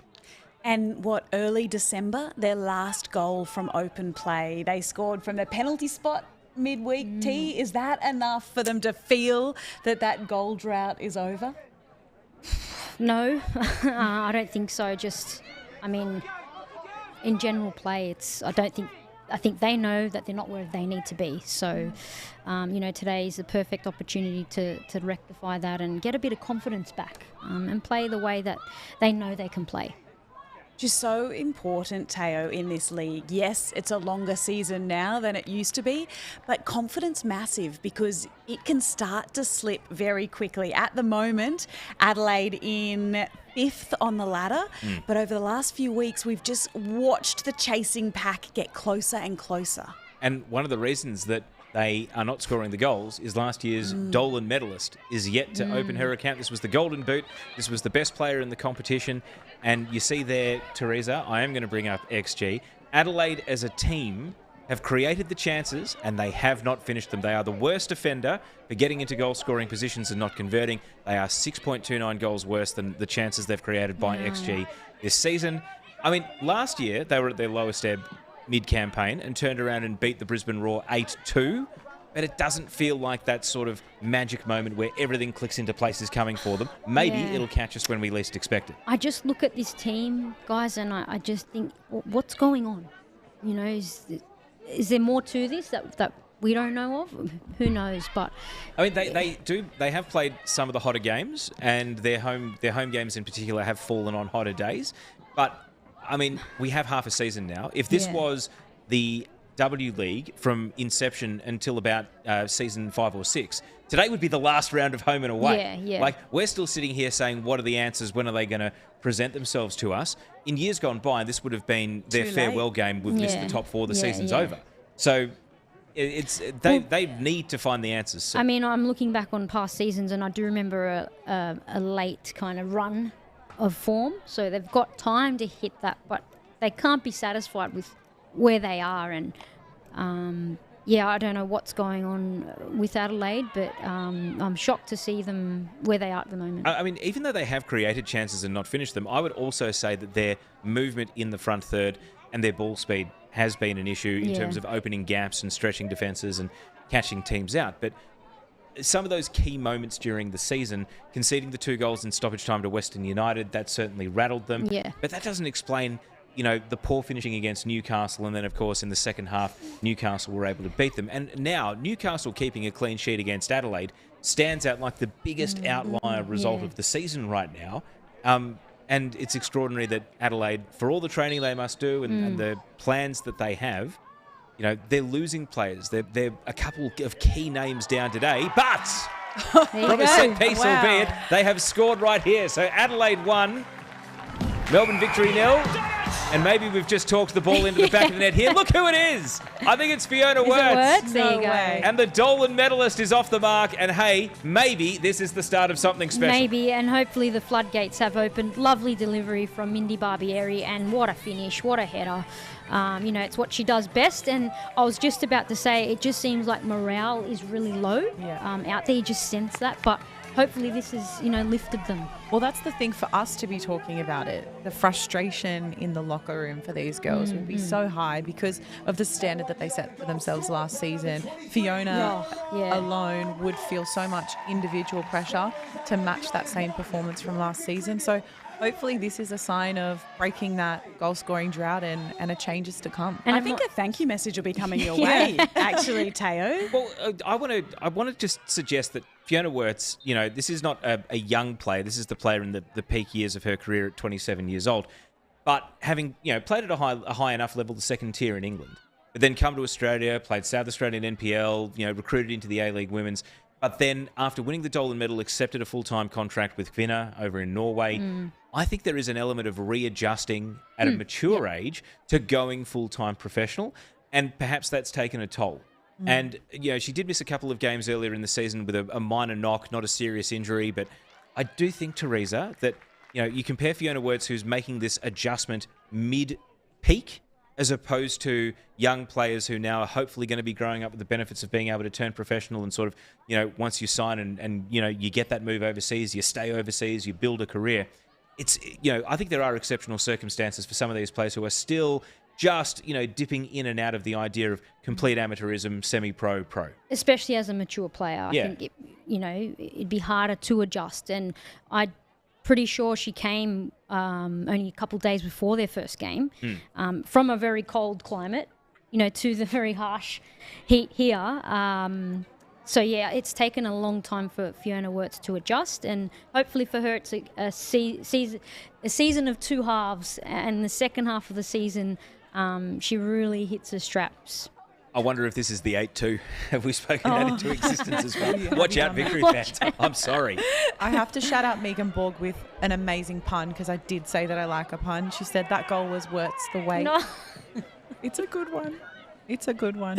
And on that note, let's head around the grounds and check out our other games. We promise we'll bring you back to Adelaide very soon. But this one, the first to kick off this afternoon, and this is in North Hobart. West United up against Brisbane Roar. Before we see out the conclusion of this one, Teo, talk us through the highlights and the two goals so far. Yeah, so first half we had a goal from Hannah Keane. Real persistence. Emma Robers wins the ball. Taranto Anta McDonald, who this deflection here might cost her the assist, but it's an assist by any other name. And that was 1-0. And then in the second half, it was another story of persistence. And McDonald, the creator from that right flank again. She's leaving on a high. They won't want her to go. No. They would have loved to have kept her. And it was almost like identical kind of goals, wasn't it? So similar. McDonald working her way on the right and putting it into the danger area. But fantastic hustle there from Vlanic. Doesn't really statistically get an assist for either of them, but she created both goals. Absolutely. And credit to Western United. They've stepped up, after concerns about them slumping. They've really stepped up and... this 9 minutes of stoppage. Now, the reason for this is the injury to Jessie Rashard, who we saw getting subbed off there, but also Larissa Crummer spent a lot of time down injured in this game as well, and that's not great. There's Steve Corica, who's about to play an A-League men's game there, following this one, North Hobart Oval, but... not great for the Raw. Indy Riley was subbed out. Holly Palmer has had to leave the game as well. Crummer's stayed on, but was definitely looking sore and sorry as a result. And you saw how frustrated Katrina Gorry was there as well. So it just hasn't been Raw's day. They've had 18 shots, 6 on target, and Hilary Beale has stepped up in this battle of, you'd have to say, along with Casey Dumont, certainly the two outstanding import keepers in the league. Hilary Beale at one end, Hensley Handcuff at the other. It looks as though Western's going to take the points here. 9 minutes is a lot of stoppage, though. It is. You never know what can happen. 9 minutes is a lot of time. But, look, if they don't get something out of this now, it's back to the drawing board for Brisbane. And I'm sure they've spoken a lot about needing to turn things around. What's it going to take? A win in this one will have Western United on 24 points, outright leaders on the Liberty A-League table. So the pressure then, Teo, continues to be on Melbourne City, who take on the Western Sydney Wanderers this afternoon. They lead 1-0 at Casey Fields at the moment. And of course, we saw a moment ago Adelaide United score that goal against Melbourne Victory. But City will want to stay hot on their heels, Teo. So 3 points out of this one at Casey Fields becomes very important. Yep, and in the first 10 minutes of this second half, I can tell you, 75% possession. Melbourne City have brought the ball back for the second half, and they are not letting Western Sydney Wanderers touch it. Beth Gordon, lovely person, but she's also committed the most fouls of any player in the league. So you get on Beth Gordon's bad side, you get a kick in the shins. Look out.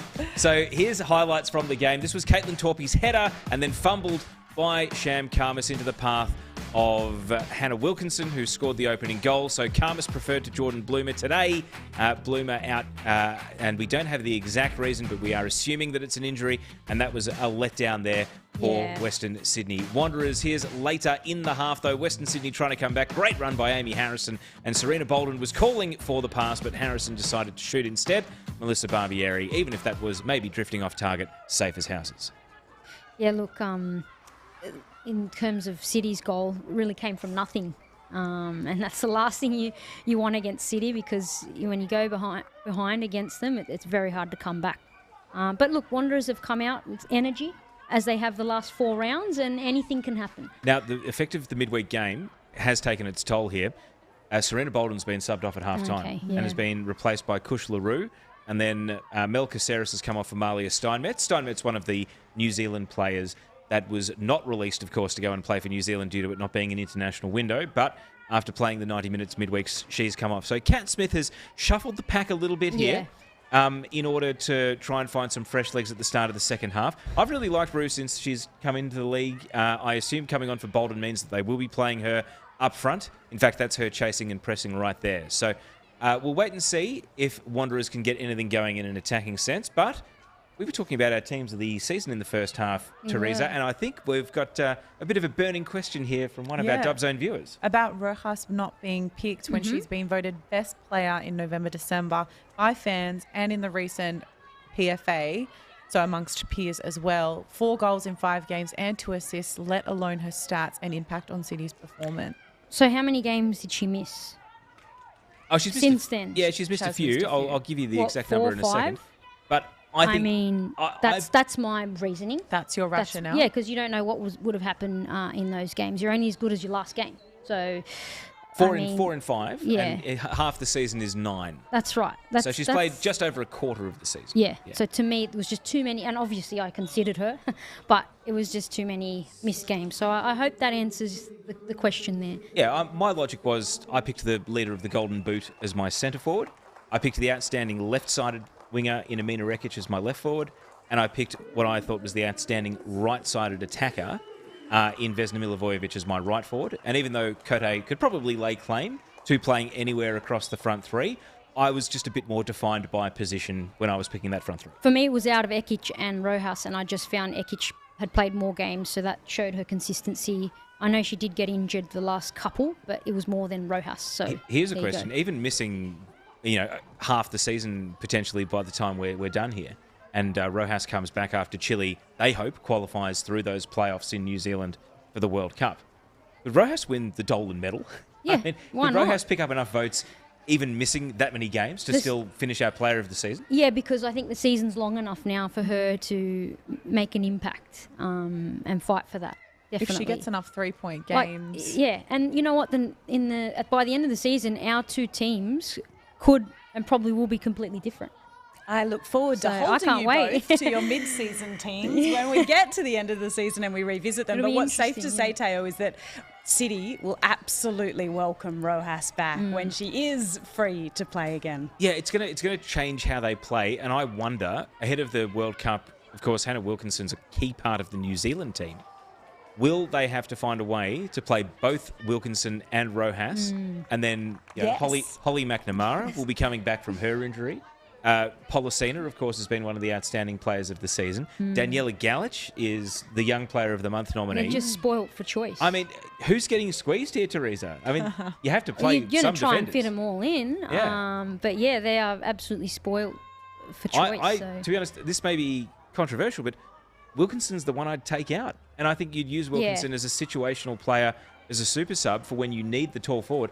And I'd start Rojas until really the form dries up. And it comes down to style, doesn't it? Yeah. I feel like Rojas' style suits Policina, Galich and those players around her more than Wilkinson's. Wilkinson offers you something different though, doesn't she? She does. So as a defensive unit, when you've got that tall timber option there as well, surely that plays in your mind what you do with City having that many options up front. And Wilkinson coming on when a defence is tired too. She's got the legs for it, the pace. So it'll be interesting to see what City It's do. also a real testament to the depth that squad has and the options that they have as well. But we also did ask you on Twitter, #DubZone, who you'd like to see as a potential All Access. And Charlotte McLean was one of the suggestions, but maybe there's something in Rojas as well, a bit of insight into that experience that she's had playing here in Australia. Yeah, I mean, I know we saw Melissa Barbieri, super mum. I'd love to see another super mum and what, goes on in their day-to-day life. Katrina Gorry with her little one. That'd be really interesting personally.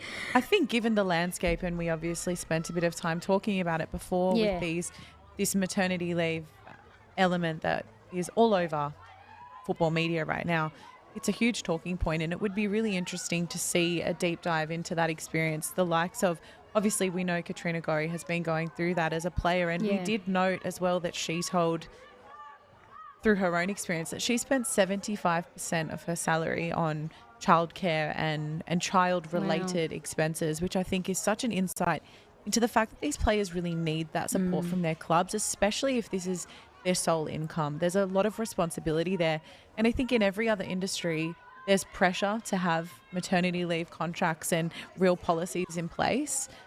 Yet it feels like football's a little bit behind, or quite a bit behind in that sense. Not in a sporting landscape, in the sense that this is an issue that many codes, and certainly across the Australian sporting divide, are battling and are talking about at the moment. The NRL currently negotiating a CBA with their NRLW players, who also only sign one-season contracts at the moment, and the issues that arise there. So in a sporting sense, this case is a real landmark decision, a precedent that I think other sporting codes will look to as well. And look, it's a unique to sport and it's complex. I mean, because you can't work up to almost 9 months pregnant.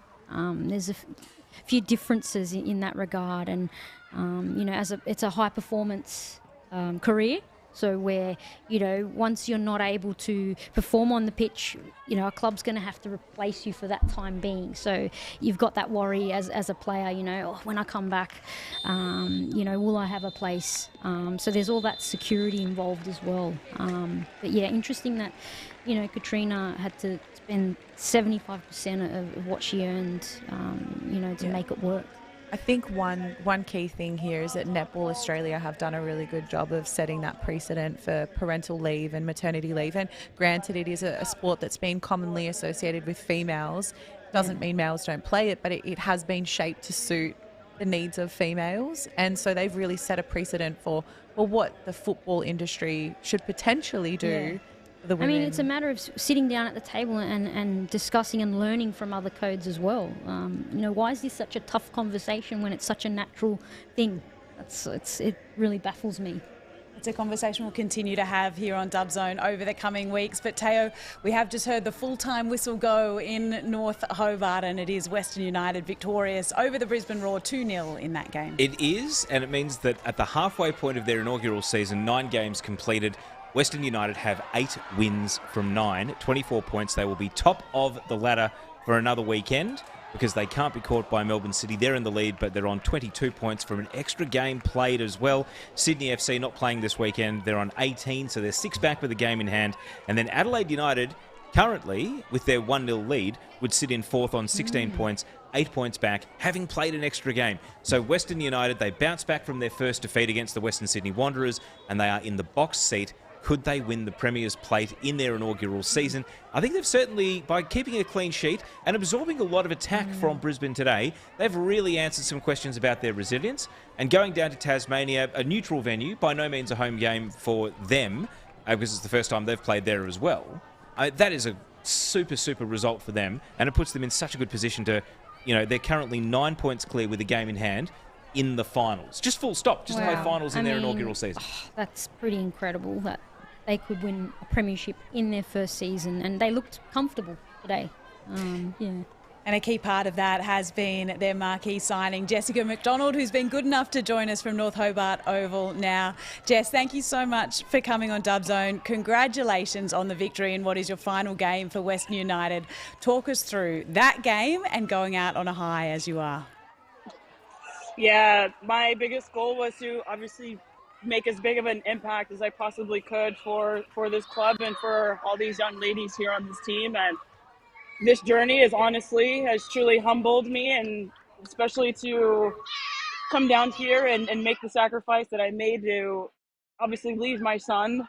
We wanted to end it with a bang, and being 8-1 before I leave, I mean, it doesn't get any better than that to help create a winning program.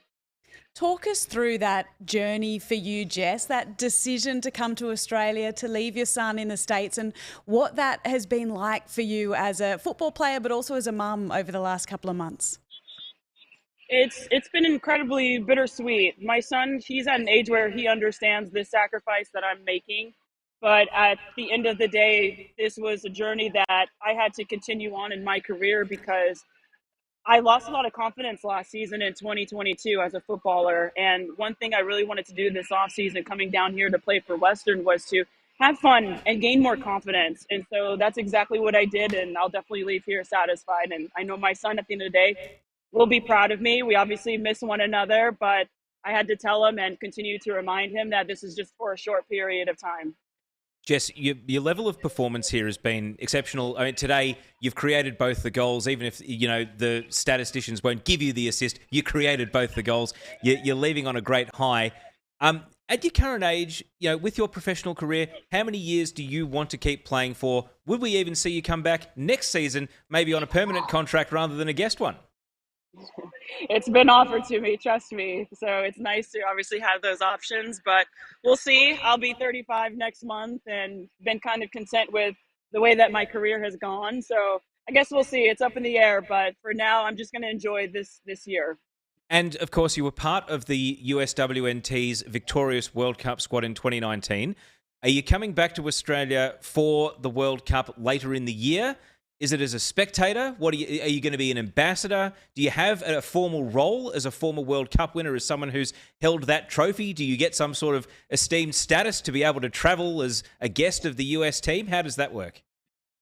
Oh, yeah. I'm definitely going to make my way down under once again to support the US Women's National Team and the next Women's World Cup, and hopefully try and get some panel work in. And I'm just trying to network right now, trying to get my foot in that door. So I guess we'll see. Jess, it's T here. I don't have a question for you, but I just wanted to thank you for what you've brought to the league this season. And as a new mum myself, I'm amazed and inspired. And, you've made such a huge sacrifice. So we really just hope to see you back one day. So thank you. Thank you. Appreciate it. J-Max, similarly, I'm a huge fan of what you've done for this sport. We've spoken to a few players from your squad on this show, and they always talk about the leadership skills that you've shown. And I think we've obviously seen some very interesting things in the news recently around women and football and the responsibility of the industry to look after players. So you've obviously made such an impact. But if you could just leave us with any note about your experience playing for Western United, what would you like to say about it?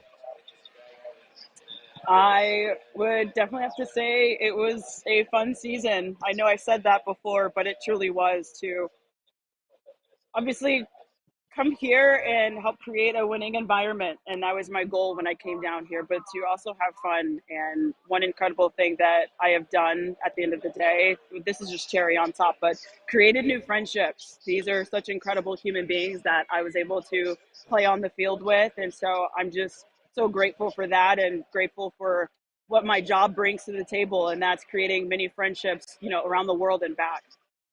Jess, you're leaving Western United with 8 wins from 9 games. Where does this Western United squad go this season? How deep? I see playoff run for sure, and then we'll see from there. It's going to be helmet on for impact from that point on, and I know it's going to be a new experience for a lot of these girls to continue to drive it out and completely just grind, because when it comes to the end of the season, it's pretty much mind over matter. And I think the mental competitiveness is going to have to come into par for this squad. So I definitely see a huge playoff run for this team. Jess, we've loved seeing you drive it out over the last couple of months. Thank you so much for joining us on Dub Zone and indeed in the Liberty A-League this season. Thank you. Thank you for having me. Jessica McDonald from Western United joining us after her final game in that jersey. And Teo, what an impact she has had and what an ambassador she is for the game as well. I think it's hitting her that she doesn't get to stay and enjoy the rest of this. I think the reason that she was maybe not on a massive high there is because something she's really enjoyed is over. It's bittersweet. Yeah, it is absolutely bittersweet. And, you know, it was a great question, Kat, to ask about what she's leaving behind here, because the lessons learnt now that McDonald's out of the building, that is where Western as a club, they're trying to set this culture, they're trying to build something from day one. This is where now the benefits of what McDonald's brought to them really have to flow on. So I'm really intrigued as to how the coaches, the other players in the team, they'll harness having had Jess McDonald as a teammate. Yeah. And then when that presence isn't in the rooms, isn't giving the G up, isn't the voice out there on the pitch, what do they do now? So, yeah, I mean, it couldn't have gone much better than to win 8 out of 9. What a success. And, you know, it's only half the season. There is still a long way to go. Oh, just amazing. It's just so wholesome that the aims she had, she came here, she delivered, and I'm sure she has left Western United with just so much. I mean, can you imagine what it would be like to be a World Cup winner and every World Cup thereafter, you have this sort of exalted status. You walk into any room, you walk into any World Cup stadium, you know, it's there under your name on your resume, or, you know, anytime you do an interview, World Cup winner. I mean, and Jess McDonald gets to enjoy that. She does. You know, I mean, for every World Cup that she gets to watch and go to from here on. Oh, look, she deserves all the success and more, and she's in the game for the right reasons, and you can just see how genuine she's been in her stint here, and how genuine she is about the women's game. So I really hope we get to see her back here one day. And also a reminder, sorry, Kat, of those sacrifices that our female players make in order to play at the top of their game, because she is absolutely she's away from her son. demonstrative I of mean, that. that's huge. It's an ultimate sacrifice. And I think we also know, and you've played the game, you know that those leadership qualities aren't found in every player. No. And that advocacy for the game isn't found in every player. And Neve and I were very lucky to attend the draw for the Women's World Cup a couple of months ago. And there are some really important figures there, the likes of Carly Lloyd, who have ex-players and now they're just advocates for the game, and they're really trying to spread that women's game around the world. And it's so exciting to see people as passionate as J-Mac who want to do that for the game, and they want to rally and they want to get out there and push the game and make it a bigger thing than it is right now. So as somebody who is a fan of the game, first and foremost, it's such a great thing to see.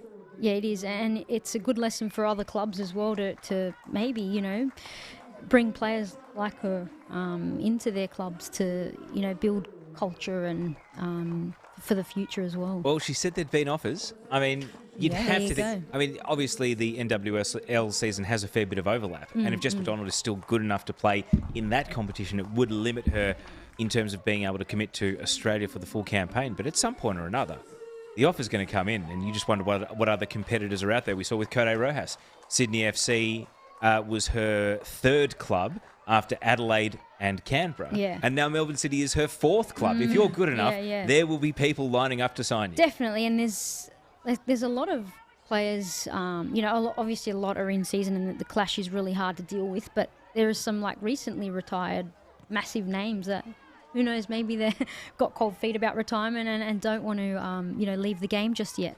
We didn't ask her that. We didn't ask her who she's sending our way. Well, she's for got those a good network, doesn't she? Of the season, Teo, as we have a look around the grounds and stop at Casey Fields to begin with, where Melbourne City are taking on the Western Sydney Wanderers. Yeah, they are, and they were just breaking there with Policina and Wilkinson trying to go forward in attack, but Wanderers scrambling back in defence, and you see Wilkinson's been knocked to the ground. We saw a sub go through a moment ago too. That was Chelsea Blissett coming on for Julia Grosso. Earlier, Carly Ross back and subbed off for Letitia McKenna, whereas Western Sydney Wanderers, they made those two subs at half-time. So the game remains 1-0. Western Sydney Wanderers absolutely starved of chances, one shot off target in the second half, and even though we are quite advanced in the game, they have still had just 25% possession in the second half. So they are not getting a foot on the ball. They are really struggling to get back into the game. 1-0 is currently looking like quite a secure scoreline, you'd have to say, for Melbourne City. We mentioned that Adelaide have had bad heat luck in a lot of their games, that we've got a break here due to an injury, not due to a scheduled drinks break. They are currently in front 1-0 thanks to Fiona Wirtz's headed goal. And there was this chance earlier as well where Adelaide were nearly able to double their lead. This was about 10 minutes ago. Bouncing ball. Wirtz looking around to Templeman, the goalkeeper, coming off her line. But the net's not open because they're recovering defenders back. Wirtz into the box. Templeman can't take possession. And then it was scrambled away. And so relief, deep breaths for Melbourne victory, but they definitely look second best at the moment. 2 shots, none on target so far. Adelaide are the team in the ascendancy. They are. They look on fire today, Adelaide. They've turned up, and that goal from Wirtz, I think, has given them a bit of energy. So, yeah, they'll want to keep going with that. We've got 2 of our 3 games still underway here on Dub Zone this afternoon. We'll keep you right across this one. Our feature game today from Casey Fields, as Hannah Wilkinson says, can I go back on the park? I'm ready to play. Let me out there. When you're waiting to run back on. We've got about 15 minutes of play left in this one, and Melbourne City absolutely in the ascendancy at the moment. In our other game, Adelaide United up 1-0 over Melbourne Victory, and we'll leave you at about half-time in that game, and you can dive straight into 10 Play or Paramount Plus to take a deep dive into the second half of that one. But Melbourne City at the moment, Teo, have learnt from their last clash with the Wanderers a couple of weeks ago and seem to have taken the tactic in that if they don't have the ball, they can't cause you any issues. Yeah, and it'll be really interesting to see here as they fatigue as the game goes on, whether or not the gaps will open up. So Amy Chisari's starting debut is over. Liv Price comes on. She scored the second goal against Melbourne City in that 2-0 win 2 weekends ago. So Chisari, fresh legs into the team today, but now Price gets a 15-minute burst. And we mentioned, 25% possession, maybe Price and Steinmetz now, who would be their starting, I think, centre midfield duo under regular circumstances on a 7-day break, are now in, and let's see what they can do. Yeah, City have really suffocated the Wanderers today. They haven't had much, joy with possession at all. So, yeah, bringing on Steinmetz and Price might change that. Hopefully for the Wanderers. That's the third change for Western Sydney. Their only other outfield available is Angelique Christodoulou, who is a defender. So they don't really have another striker that they can throw on here, or a young attacker like Sienna Silvestre, who came on against Melbourne Victory midweek. So you'd think that this is the team that they're going to try and get to the finish line with, unless they are forced into making another substitution. Here's a long ball from Lauren Keir that's going to bounce through the penalty area and down to Melissa Barbieri, who is able to take possession.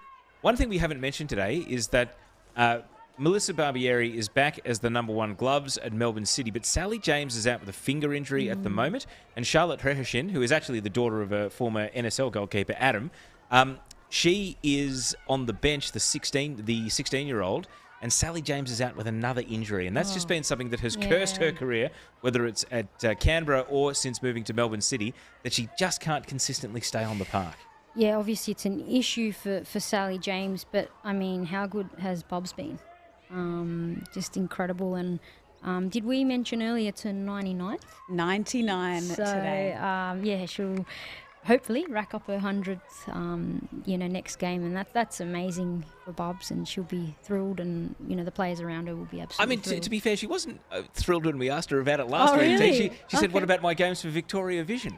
They should come into it, shouldn't they? It's true, and whenever we talk about Liam Reddy, his NSL games his NSL games count to the tally. So, but I think that Melissa Barbieri, it is a special achievement because I know that footballing mothers and players who have babies mid-career has been a talking point today. Melissa Barbieri's, she actually played, I think, for Australia. Yes. While unknowingly pregnant, and actually, I remember a radio interview she gave around that time. Saying that she had no idea, but was feeling absolutely on top of the world, energised, and sort of, as though there was something unexpected, and it turned out it was very unexpected. Wow. It was her child. So I think that the comeback, the number of seasons that Bubs has missed, let's not forget she did an ACL as well, yes, I think in 2016. So she hasn't seen much of the field, obviously, in the last few seasons. Well, between I think the age of 38 and 41, she was effectively sort of a playing coach as a backup keeper for Melbourne City, and now she's number 1 all over again. It's an amazing career. It really is. And, even to have Bob's part of the squad, it's just obviously a wealth of knowledge there, and for such a young team, they'd be learning so much. We mentioned J Mac, Bob's as well. That leadership. And one thing I will never forget is that she also owns a Great Dane. If you watched last week, I mistook her rather large dog, a Great Dane, for a small cat. So I will never forget that one. But speaking of things like that, there's obviously a lot of interesting talking points that have come out of today's episode. We're going to spend some time at the end of Dub Zone addressing any comments or questions that you have about the things we've talked about. So if you would like to ask us any questions, or you have any talking points that you want us to bring back up, you can hashtag Dub Zone and let us know, and we will address those in our own version of Stoppage Time. Injury time, yeah, stoppage time on Dubzone after full time in this game. So you've got about 10 minutes to hashtag Dubzone. Send in your questions, re-spark whatever debates you would like between Teresa and Teo, and we'll put them to T and Teo in a quick fire 2-minute segment at the conclusion of this one. So send them in now so Kat can have your questions ready. Hashtag Dubzone. Now, this is what we were discussing pre-game. You see the composure there of Naomi Chinamar and how Melbourne City played out from the centre of defence. Wanderers are trying to press here, and Melbourne City playing through them, not able to play through Hannah Wilkinson in that movement on that occasion. But that was really the sort of thing that will be heartwarming for them, because we highlighted pre-game what happens when it comes unstuck at the centre of defence in particular, and I'm sure that's what Kat Smith and Tom Samani and the Brains Trust at Western Sydney Wanderers would have been looking to target and press for in this game. Yeah, and what else can City be working on the training pitch? That's an area that they've probably identified as well as us. So, they've got amazing stuff going forward. It's just that playing out. So they've obviously been working on it, and they look a lot calmer back there today. The puns keep on coming, Kat. They have loved your comment about, you were punny earlier and the listeners have... Shot on target there, and it's Danica Matos, who's never scored in the A-League Women's, the left back getting forward. So that's totally uncharted territory for Matos there, and unfortunately at the key moment, just didn't have any power behind the shot. She's a workhorse, Danica Matos, and looks like she's up on the wing at the moment. So Perhaps, they might have pushed her up the pitch here, a bit of a change in formation. Yeah. Oh, and now there is a pass that was almost given away. So City a little bit shaky on that occasion, but this is the end of the game that I think we would have hoped for here, Teresa, that Wanderers are definitely not giving up on this one and are still trying to find a way to force a mistake. No, they're not giving up, and they're enjoying a bit of possession in their front third for a change today. So trying to pinch the ball still, but once again, Chinamar so calm under pressure there. That was really well done. I thought this would be a good time as well to bring up both Grace Gill and Kath Cannulli's ratings of Western Sydney. They both gave the team around a 5. So Grace Gill gave them a 5.5 out of 10 and Kath Cannulli a 5 out of 10. We know Kath is very connected to that club. And they both have suggested that Western Sydney can genuinely turn their season around. And we've obviously seen a taste of that over the last couple of weeks. But what are your thoughts, T? Do you really think that what we've seen, despite today's scoreline, is still this new Western Sydney? Look, in terms of making finals, to me that would be a success for them. I'm not entirely convinced yet. They're looking like they might not win today. I know it's against a top team, but yeah, I'm just in possession. They just haven't controlled enough of it for me. I'm really intrigued by this sub. Briley Henry has come on for Naomi Chinamar. So I wonder, are they going to fold Caitlin Torpey into a back three and then put Briley Henry on as a right wing back? Now that she appears to be in attack here. And the ball through to Wilkinson. This will seal it if Wilkinson can finish. It's just wide. So that was the 3 points, thanks and success, and not to be for Wilkinson. And amazingly, it was Melbourne City hitting on the counter-attack. Complete role reversal of what we were expecting coming in.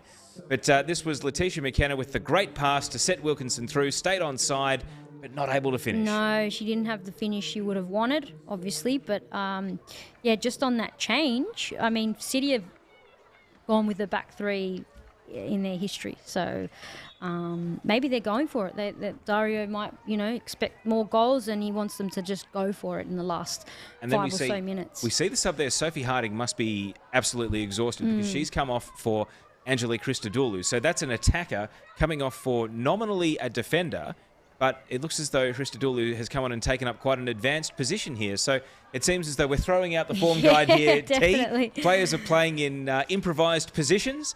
And, Angelique Christodoulou, winger. I did not see that coming either. She'll love that, though. But, it looks like a forced change in that Sophie Harding looked absolutely exhausted.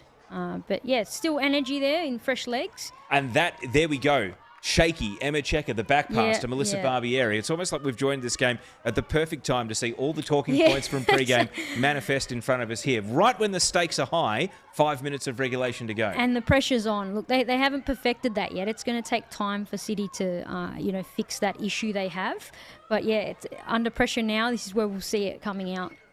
It looked like a real moment of indecision there, didn't it? Well, one of those highlights we highlighted from last season's preliminary final was Emma Checker getting caught in possession by Melina Ayres. So I think that this is a player with Matilda's caps who was actually called up to, I think, the second to last Matilda's squad, the game away to Denmark. Yep. So, on the fringes of the Matilda's discussion, but I'm not convinced. Here's Briley Henry through the right side. And has the channels blocked. The cutbacks on here. Policina now turning. Melbourne City know a second goal will be the points in the bank, and they will remain second for the weekend regardless because Sydney FC is not playing. Policina trying to spin, and then the ball is cleared away by Claire Hunt. And look, there's not long to go. I think a bit of more of game management from City needs to come into play here.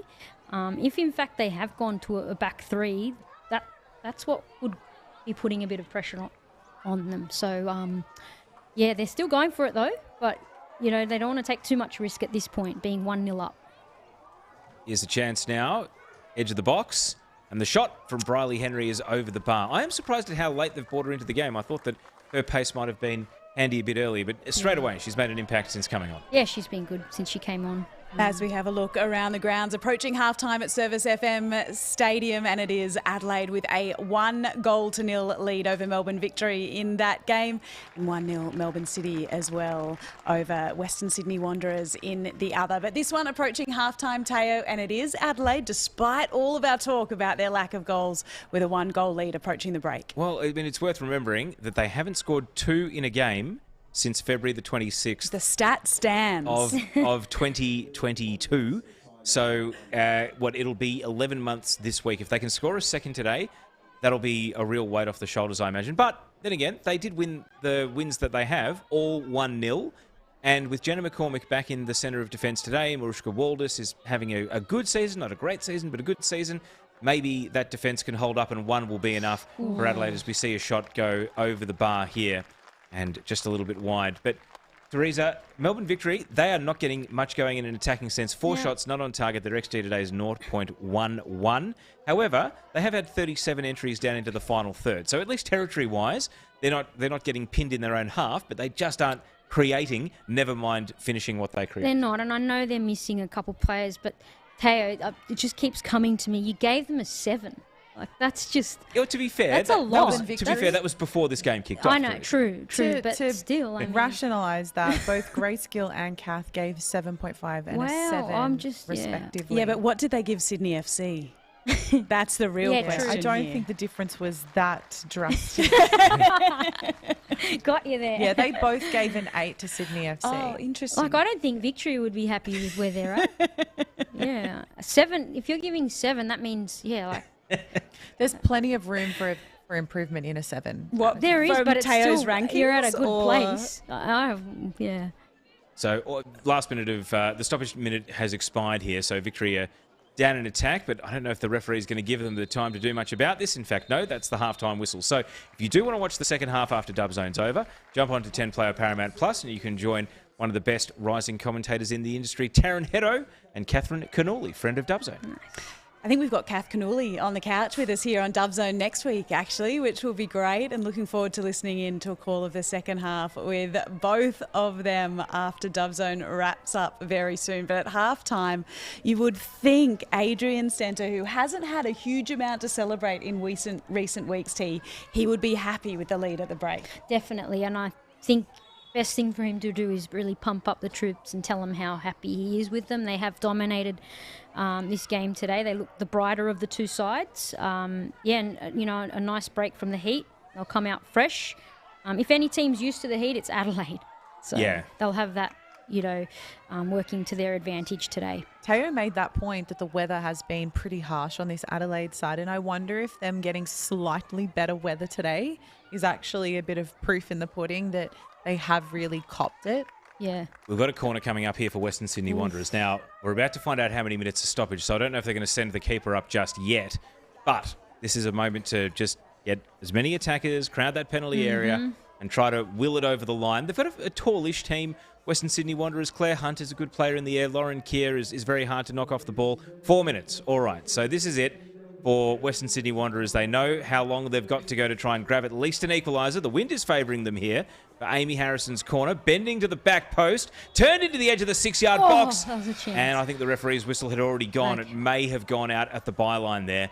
And so that corner goes begging, but it's still going to be a very nervous finish here for Melbourne City. There's something about 1-0s and ending games with corners. Like I feel like the game always ends with a corner when it's a 1-0 lead. Well, Hannah Wilkinson very cleverly went to ground there and won the foul. I think it's a little bit harder than that to actually genuinely knock Hannah Wilkinson over, but that was veteran mindset right there to win the foul. Fooled the ref on that one, I think. Which at this stage in a game becomes important. Yeah, it's smart. Right? That Very experience smart. is smart football. And Wilkinson now wins the header. So her goal is the difference between the two teams. We'll no doubt be disappointed to come off the pitch and find out that New Zealand were beaten 5-0 by the United States today, but it's a weakened New Zealand team due to so many of their players being part of this Liberty A-League. And, of course, that friendly taking place outside of a FIFA window. So, Western Sydney trying to put a foot on the ball. Malia Steinmetz might be the player to hit a killer pass here. It's been intercepted by Caitlin Torpey, who was the right back in both Teresa and mine's team of the half season. And now a long ball trying to create some chaos. But Lauren Keir has done well to take possession. Kat Smith is still directing traffic as Christadul, who gets bundled over. And the foul is given. Beck Mackey's the referee here. There's going to be a lot of shouting coming from both sidelines at the end of this one. Both teams still, not the greatest free kick and restart here. Lauren Keir has just coughed up possession. And now Melbourne City get a chance to go back to Caitlin Torpey. Those little 1%ers, they all make a difference, Teresa, when you don't have much time to spare. Yeah, every second counts at this point. And yeah, it wasn't the best decision by Harrison there. And now, Melissa Barbieri knows what to do in these situations. Run down that clock. See, 24 fouls in the game, so not the cleanest contest between the two teams, but there's only been one yellow card for the match, and that was given to Amy Harrison. So maybe clumsy fouls more than malicious fouls. Look at this. Barbieri allowed to milk the clock and take plenty of time, a good 30 seconds of it, before the ball goes up to the halfway line. Now Wanderers reload once again. Referee has put the whistle away for this passage of play. Squeaked forward. Harrison is going to shoot from distance, Amy Harrison, and it didn't have the velocity to really trouble Melissa Barbieri. Yeah, we've seen Harrison go for it time and time again. But yeah, look, Bubs was all over that one. It was probably a bit too far out in that instance, and she had a couple players bombing on there, probably were a better option. That's going to take us into the last minute. Kat Smith showing that she's got a big, long future in coaching ahead of her because she's got the gum on the go on the sideline, and that is the sign tail of a head coach who's serious. Yeah, Kat Smith is, I think, has shown a really cool head at times coaching this team, especially through the losing streak. Didn't sort of crack under the pressure and has been able to find a combination that's been competitive, but as of today, it's not going to be a winning combination. It's just a question of if they can jag an equaliser, and Hannah Wilkinson there, again, that veteran presence, able to win a free kick. And this is going to take us down to the dying seconds here. As the ball bounces away from Polisena, and the Wanderers have got to go end to end. They have the touch to do it, though. Torpey, again, is an obstacle that they can't get past at the moment. Now Steinmetz has come deep for the ball, is just trying to hit it long up the field and hope for the best, and it's booted away once again. Just seconds to go. And it doesn't look like Wanderers are going to create a chance. In fact, City might get one here to seal the deal. Polisena, clever, takes it down to the corner. Was feigning to shoot, and instead as stoppage time expires, Melbourne City have got the ball down the right end as far as they're concerned. That might be time up for Western Sydney here, even if they can scramble the ball away. Stoppage time is up, and Melbourne City win it back again and take it down to the corner. So certainly not their most convincing performance of the season, Melbourne City, but they've kept a clean sheet, and unless the referee is feeling very generous, that looks like it's going to be that. Whistles in the mouth. Free kick or a throw. Look at that. Serena Bolden is playing ball kid here. They're desperate just to launch it up the field. So we've played 30 seconds beyond the allocated 4 minutes. This free kick's going to have to catch the wind and go all the way down to the other end, though, to prevent the referee blowing full time. And Caitlin Torpey stops that from happening. Now volleyed on by Harrison. Another header coming in from Darcy Malone this time. Wanderers just bombing it long, hoping for the best. And Melbourne City are showing real resilience here, not letting them through. And there is the full-time whistle. So they close out a 1-0 win, Teresa. Melbourne City bank 3 vital points. Wanderers collapsing to the turf at full-time. They just didn't have the cutting edge today and they didn't ask enough questions of Melissa Barbieri in goal. Melbourne City, they get revenge for a couple of weeks ago and they bank 3 points. Yeah, very mature performance from City. Chalk and cheese from their first meeting.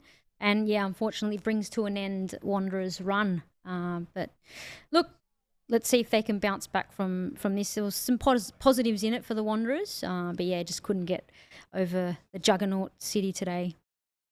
And a big 3 points for Melbourne City today, Teo, because Western United got the win a little bit earlier here on Dub Zone. So that keeps that tussle at the top of the table tight, which is exactly how City will like it. And I wonder if that'll be mentioned in the halftime talk from Jeff Hopkins for Melbourne victory away to Adelaide United. You know, this was potentially a day where the chasing pack clawed ground back. Instead, 2 out of the 3 results, it's a day where the leaders are pulling away. So Melbourne victory, they get reclassified as the chasing pack. If they lose to Adelaide today, they don't remain among the contenders.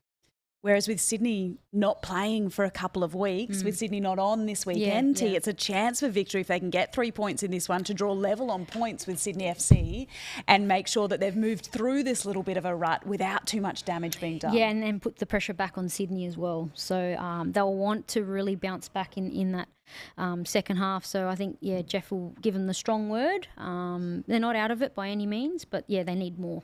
We will, of course, hear from someone in that Melbourne City side after full time there at Casey Fields. But we said to tweet in, to message in your hashtag DubZone questions for stoppage time here on DubZone this afternoon. We're going to get as many quickfire questions in about 2 minutes as we can to both Teresa and Teo. Kat, have questions been coming in across socials? Yes, they have. And I think one of the biggest questions based on this last game that we've just seen is whether or not Melbourne City are actual contenders for this title. Yes, definitely City. Yeah, you can never count City out. Yes, 100%. I think they probably still play the best football, even on bad days. They've shown that they're competitive. And I would say that right now we're probably meandering towards a Western United versus Melbourne City grand final with Sydney FC, once Jada Wyman is fit, to re-enter the conversation. My only question with City is at the back and the errors that they have at the back. I think Sydney, across the park, defensively are better. Next question, Teo, you first. Are playoffs out of reach for Western Sydney? Gee, their fixture list doesn't do them a huge number of favours because after this one, you know, they got Newcastle Jets. That's a must-win. The No Excuse Cup there. But then away to Melbourne victory straight away. Another tough game coming up. And then after that, Wellington Phoenix at home. Maybe winnable game. I think they have to get 7 points from their next 3 games to stay in the mix. I'm not writing them off yet. I'm not writing them off yet based on the fact they've beaten the 2 top teams. So next game is critical for the Wanderers. Okay, and with 45 seconds left, can we put a line through Brisbane Roar? Is their season somewhat done at this point? To me, I'd give them one more game to get out of the hole they're in. Even if they make the top 4, they haven't been able to lay a glove on the top teams in this league. So even if I actually think that if they make the top 4, I don't think it will be any great means to an end. Is Fiona Wirtz the key for Adelaide? Yes. I love how you keep it short and sweet. Yes, she Sorry, is. I'm just looking at the time, but yes, yeah, she is their absolute key player. I'm going to go outside the box. Amelia Murray is the player that's getting into the goal-scoring positions. She's the key. If Fiona Wirtz can add 5-6 goals in the second half of the season, great. But Amelia Murray, if she scores her chances, I think she's the key. Ooh, and that is the full-time whistle. So Melbourne victory, you're off the hook. We don't get to ask our final question of stoppage time. But 7 was the answer, though. 7. 7. Lock it in, the 7. Keep those questions coming in. Hashtag DubZone, and we'll do stoppage time each week. Get the thoughts of Teo and our expert, Teresa Polias, today. Let's have a look now at the highlights from this game that we've just seen wrap up. Teo, take us through all of the action from Melbourne City, Western Sydney Wanderers. So 9 total shots, 3 on target for Melbourne City, 7 total shots, 4 on target for the Western Sydney Wanderers. And the goal did come via a goalkeeping error. Teresa, Melbourne City had 68% possession in this game.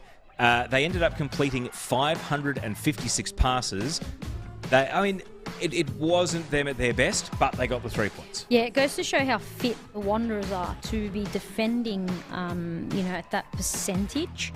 And that time off the ball is really hard. And with their fixtures that they've had, it's tough to go into a game like this and not have much possession. So yes, City just had them on lock today. Wanderers will probably be frustrated about this. I mean, they do need a lot to go right for them in the second half of the season to make a run at the top four. Unfortunately for them, you know, coming off a 3-day break, it was probably counted against them here. But I don't want to make an excuse for this team. You know, they've been chasing their tail to find that winning combination. Now they've found it. Now they've earned quite a bit of respect. And that was their great chance in the second half that fell to Danica Matos. So of all the players for a chance to fall to, your left back who's never scored a goal, it's probably not the one you wanted lining up. Look, they've earned a lot of respect, and you know, it's credit to them. And hopefully the scheduling for them in the second half of the season isn't as harsh as it's been of late. Because, you know, they're in great form. They want to be able to rest up and be able to bounce back in games. Hannah Wilkinson is joining us now from Casey Field. She scored the crucial goal in Melbourne City's win over the Western Sydney Wanderers. Hannah, thank you so much for having a chat with us. Congrats on the goal and indeed the 3 points. How crucial was that 3 points for your side, especially after the loss to the Wanderers a couple of weeks ago? Yeah, that one was definitely one we were looking forward to. I think they're a team we definitely underestimated the first game. Showed up and it was definitely a good fight. But yeah, in the end we got 3 points, thankfully. So it was hard work, but we got there. Hannah, the experience of this New Zealand window falling at the same time as club football and not being able to go and link up with your team, how challenging has that been? I mean, they were beaten 5-0 today. You're playing against Malia, who is in the same boat as you, and Kiwis all around the league. You know, Claudia last week as well. How difficult has it been to put your focus onto club football, knowing that in a World Cup year, your national team is playing at the same time? Yeah, I mean, it's a difficult one, of course, but unfortunately, you know, it was scheduled outside a FIFA window, so it was known for a long time that, you know, it wasn't going to really work. I mean, we were certainly hopeful, but in the end, it was just going to be too much for us. And yeah, I think obviously it's awful to miss national team duties, especially big games like that. But in the end, yeah, I'm not sure why they scheduled it outside that window. It's just not great planning. But anyway, what can you do? You know, we'll just look forward to the February window. The mental and physical for you coming back from the injury, how do you feel? Because it's goals in consecutive games now. And where are you at in terms of how close you are to 100%? Yeah, you know, it was a long time out, about 10 or 11 weeks. So it took me a few games to get into it, and obviously to get used to the team. A couple of newer players this season is to get used to as well. So yeah, I'm pretty close. I think I'm getting up there. And today was simply just a team effort, and I'm stoked to be part of the win. That's for sure. Yeah, congrats on that goal that actually broke the winning streak for the Western Sydney Wanderers, who were trying to turn their season around, and you stopped them. Obviously, that felt great. But what's left for Melbourne City this season? What are you guys going to do? Yeah, you know, I think we certainly started strong. We lost a few players. There's been a few disruptions. You know, Amina, we lost, and you know that was a real tough loss for us. And so we kind of had to push through those. And I think we're definitely on the rise again, getting more consistent. You know, the one thing that really disrupted us was Western Sydney and their performance against us. And, you know, that loss was really hard. And so that's why we had to learn from that. So I think we're certainly back on the rise and hopefully take that or keep that number one spot. And just on the performance today, I mean, more than 500 completed passes, more than 75% possession. You would have watched how the team was playing before you came back, and now you've come into this ball-dominant team that really, you know, controls games. How does that align with how you're asked to play for the New Zealand team, or how you've played in other clubs in your journey? And what is that experience like now, being in such a possession-heavy, ball-dominant team? And are you finding ways for it to fit your strengths? Yeah, it's awesome. I love it. It's great to be part of that kind of playing team. I played in Portugal for a little bit with Sporting CP, and they play the exact same. So it's an absolute joy to be a striker in this, because the service you get is just perfect, you know. So yeah, can't complain. I love it. Hannah, Western United got a win this afternoon as well. Were you guys conscious heading into this one of just how tight it is at the top of the table? Yeah, I think we kind of knew just seeing Western United's performances across the board that it was going to be, sort of a battle between us two for the top space. And I mean, I'm just really looking forward to the next time we play them. We love how that battle is hotting up. Congratulations on the win today. Thanks so much for joining us on Dub Zone. Thank you so much, guys. Appreciate it. Hannah Wilkinson joining us there after she scored the crucial goal for Melbourne City in their victory today. And interesting, Teo, to hear from Hannah there that they're very well aware that it could well be them and Western United battling it out for top spot for the Premier's Plate. Yeah, and look, we saw last season when the games in hand piled up for Melbourne Victory due to COVID, and they had to make that run of games on short breaks, that they squeaked into the finals. They really were suffering through that run. Sydney FC, now they're starting to bank up the games in hand. The table's slightly misleading though, Teresa. I mean, in what way? Well, they have the games in hand. If they win them, they will.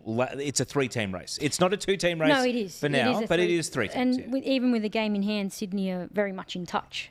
So, but when the games do pile up, there's a bit of pressure there. So it'll be great to see how Sydney handle that pressure and if they can stay up there with the rest. Because Western United have a game in hand on Melbourne City as well. Melbourne City have played 2 more at this stage, I think, than Sydney FC. As we have a look at our results from across the weekend in the Liberty A-League, and it started on Wednesday night, of course, with Western Sydney and Melbourne Victory playing out that 0-0 draw. Teo called that one. And Teo, we've seen ultimately this afternoon thus far the 2 teams on top of the ladder reassert their dominance. We have Western United 2-0 against the Brisbane Roar, a vital goal right on the stroke of half-time, putting them in the box seat to go on and close that out. Melbourne City 1-0 against Western Sydney, we've just seen the conclusion of, and the second half has just kicked off between Adelaide United and Melbourne Victory. That game is live on 10 Play and Paramount Plus. Wellington Phoenix take on Canberra United. That one from 10:15 a.m. Australian Eastern Daylight Time tomorrow at Sky Stadium. The Knicks looking for their first win of the season, Teresa, up against a Canberra United team with Grace Jale in it and also a side that scored 5 last week against the Newcastle Jets. I was lucky enough to co-commentate their game last week and Canberra were on fire. They look like they've hit really nice form. Every player had an outstanding game. So they're hitting form now, and so it's going to be a really tough home game for the Phoenix. But again, Canberra are travelling, so it's never easy, travelling across the ditch for the first time, I think. It's interesting as well on the ladder there, Teo, with Canberra on 11 points heading into that game. Depending on what happens between Adelaide United and Melbourne Victory, we could see a little changing of the guard there by the end of this weekend. It's a must-win for Canberra. You cannot drop points to the Phoenix if you want to make this top 4. It's harsh on Wellington. I mean, Nat Lawrence, put on a great brave face and said we're not making excuses for our performances anymore. And I think we'll see a competitive Wellington. But will it be another honourable loss? I'm backing Canberra to get the win just because Nikki Flannery is in great form. Yeah. Vesna Milivojevic is in great form. Michelle Heyman is scoring goals. Grace Jale has a point to prove. They've got so much motivating them and so many players that are playing well at the moment. I do think it'll be a Canberra win. How's that hashtag Dubzone and indeed our polls looking as we almost wrap up today, Kat? Yeah, we'll give you a poll update, but there was a comment predominantly about Western Sydney's performance and people just saying 1-0 against City is really not a bad result when you do think how difficult this kind of entry to the season was for them and then the last couple of weeks. I think it is definitely a commendable result regardless. And I will pull up those poll results as well. As you can see, it's changed quite a lot. So we've now got Alana Murphy and Naomi Chinema on equal points, 32.3%. I tell you what will change if Amelia Murray scores in the second half, or if Jessica Nash can do something special, because that game's still going. But really, it's a great discussion, that poll, and I've enjoyed Chinema boosting that percentage through the day after keeping a clean sheet with Melbourne City at the centre of defence. She had a very settled game today, and that is indicative of that for sure. So, well done, Chinema. Let's have a look at that game that remains underway before we wrap up, and it is Adelaide up against Melbourne Victory. Teo, step us through the highlights so far. It is Adelaide with a 1-0 lead at the moment. Yeah, 5 shots on goal for Adelaide, 2 on target. Victory, 7 shots, 2 on target. But they have 60% possession now, Melbourne Victory. They are starting to take over general play. This is the only goal of the game so far. Mindy Barbieri's very well struck free kick. Fiona Wirtz with the glancing header and able to pick out the corner. However, Adelaide still looking for that goal from open play. Was it first one since early December, you mentioned earlier, Neve, which is quite the wait for them. So Melbourne Victory, not the most menacing in attack, starting Maya Markovski up forward for the first time this season as they look for something a little bit different. And, well, I wonder if we may be ending Dub Zone on a high today because Melbourne Victory have scored an equaliser. And we're about to see it right here. Beatty Goad, who is so often the attacking talisman for Victory, squaring the ball here. And look who it is. It's the player I left out of my team of the half season. And Alex Chidiac, Teresa Polias in Dreamland here. As Chids scores the equalising goal. Adelaide girl, of course, coming back to haunt her first W League team. It's 1-1. And that game is perfectly in the balance for us now. And Chids, she's starting to really finish her chances. But another great player you mentioned was Beatty Goad. Beautiful cut in, beats two players, finds Chids, and what a finish. I think with Amina Rekic out for the season, Beatty Goad is the current outstanding left-sided attacker in this league. 3 Matildas caps? Who knows? Maybe a big second half of the season and we start to have a conversation. I can't argue with that, Teo. That Chid's goal as well is the cherry on top of the team of the season decision, I think. And that solves it for me. I think we just know. Team Teresa prevails. Teo Palazzeri, thank you so much for your company this afternoon. I'll be back next week. You sure will, and we look forward to it. Kat, her dad, will see you next week as well. You will. Teresa Polias, have a wonderful week. Thank you. Thanks for having me, and I hope to see you soon. Go Team Teresa. Thank you so much for joining us at home as well. We've loved having your company on Dub Zone this afternoon. Don't forget that clash between Adelaide United and Melbourne Victory continues on 10 Play and Paramount Plus.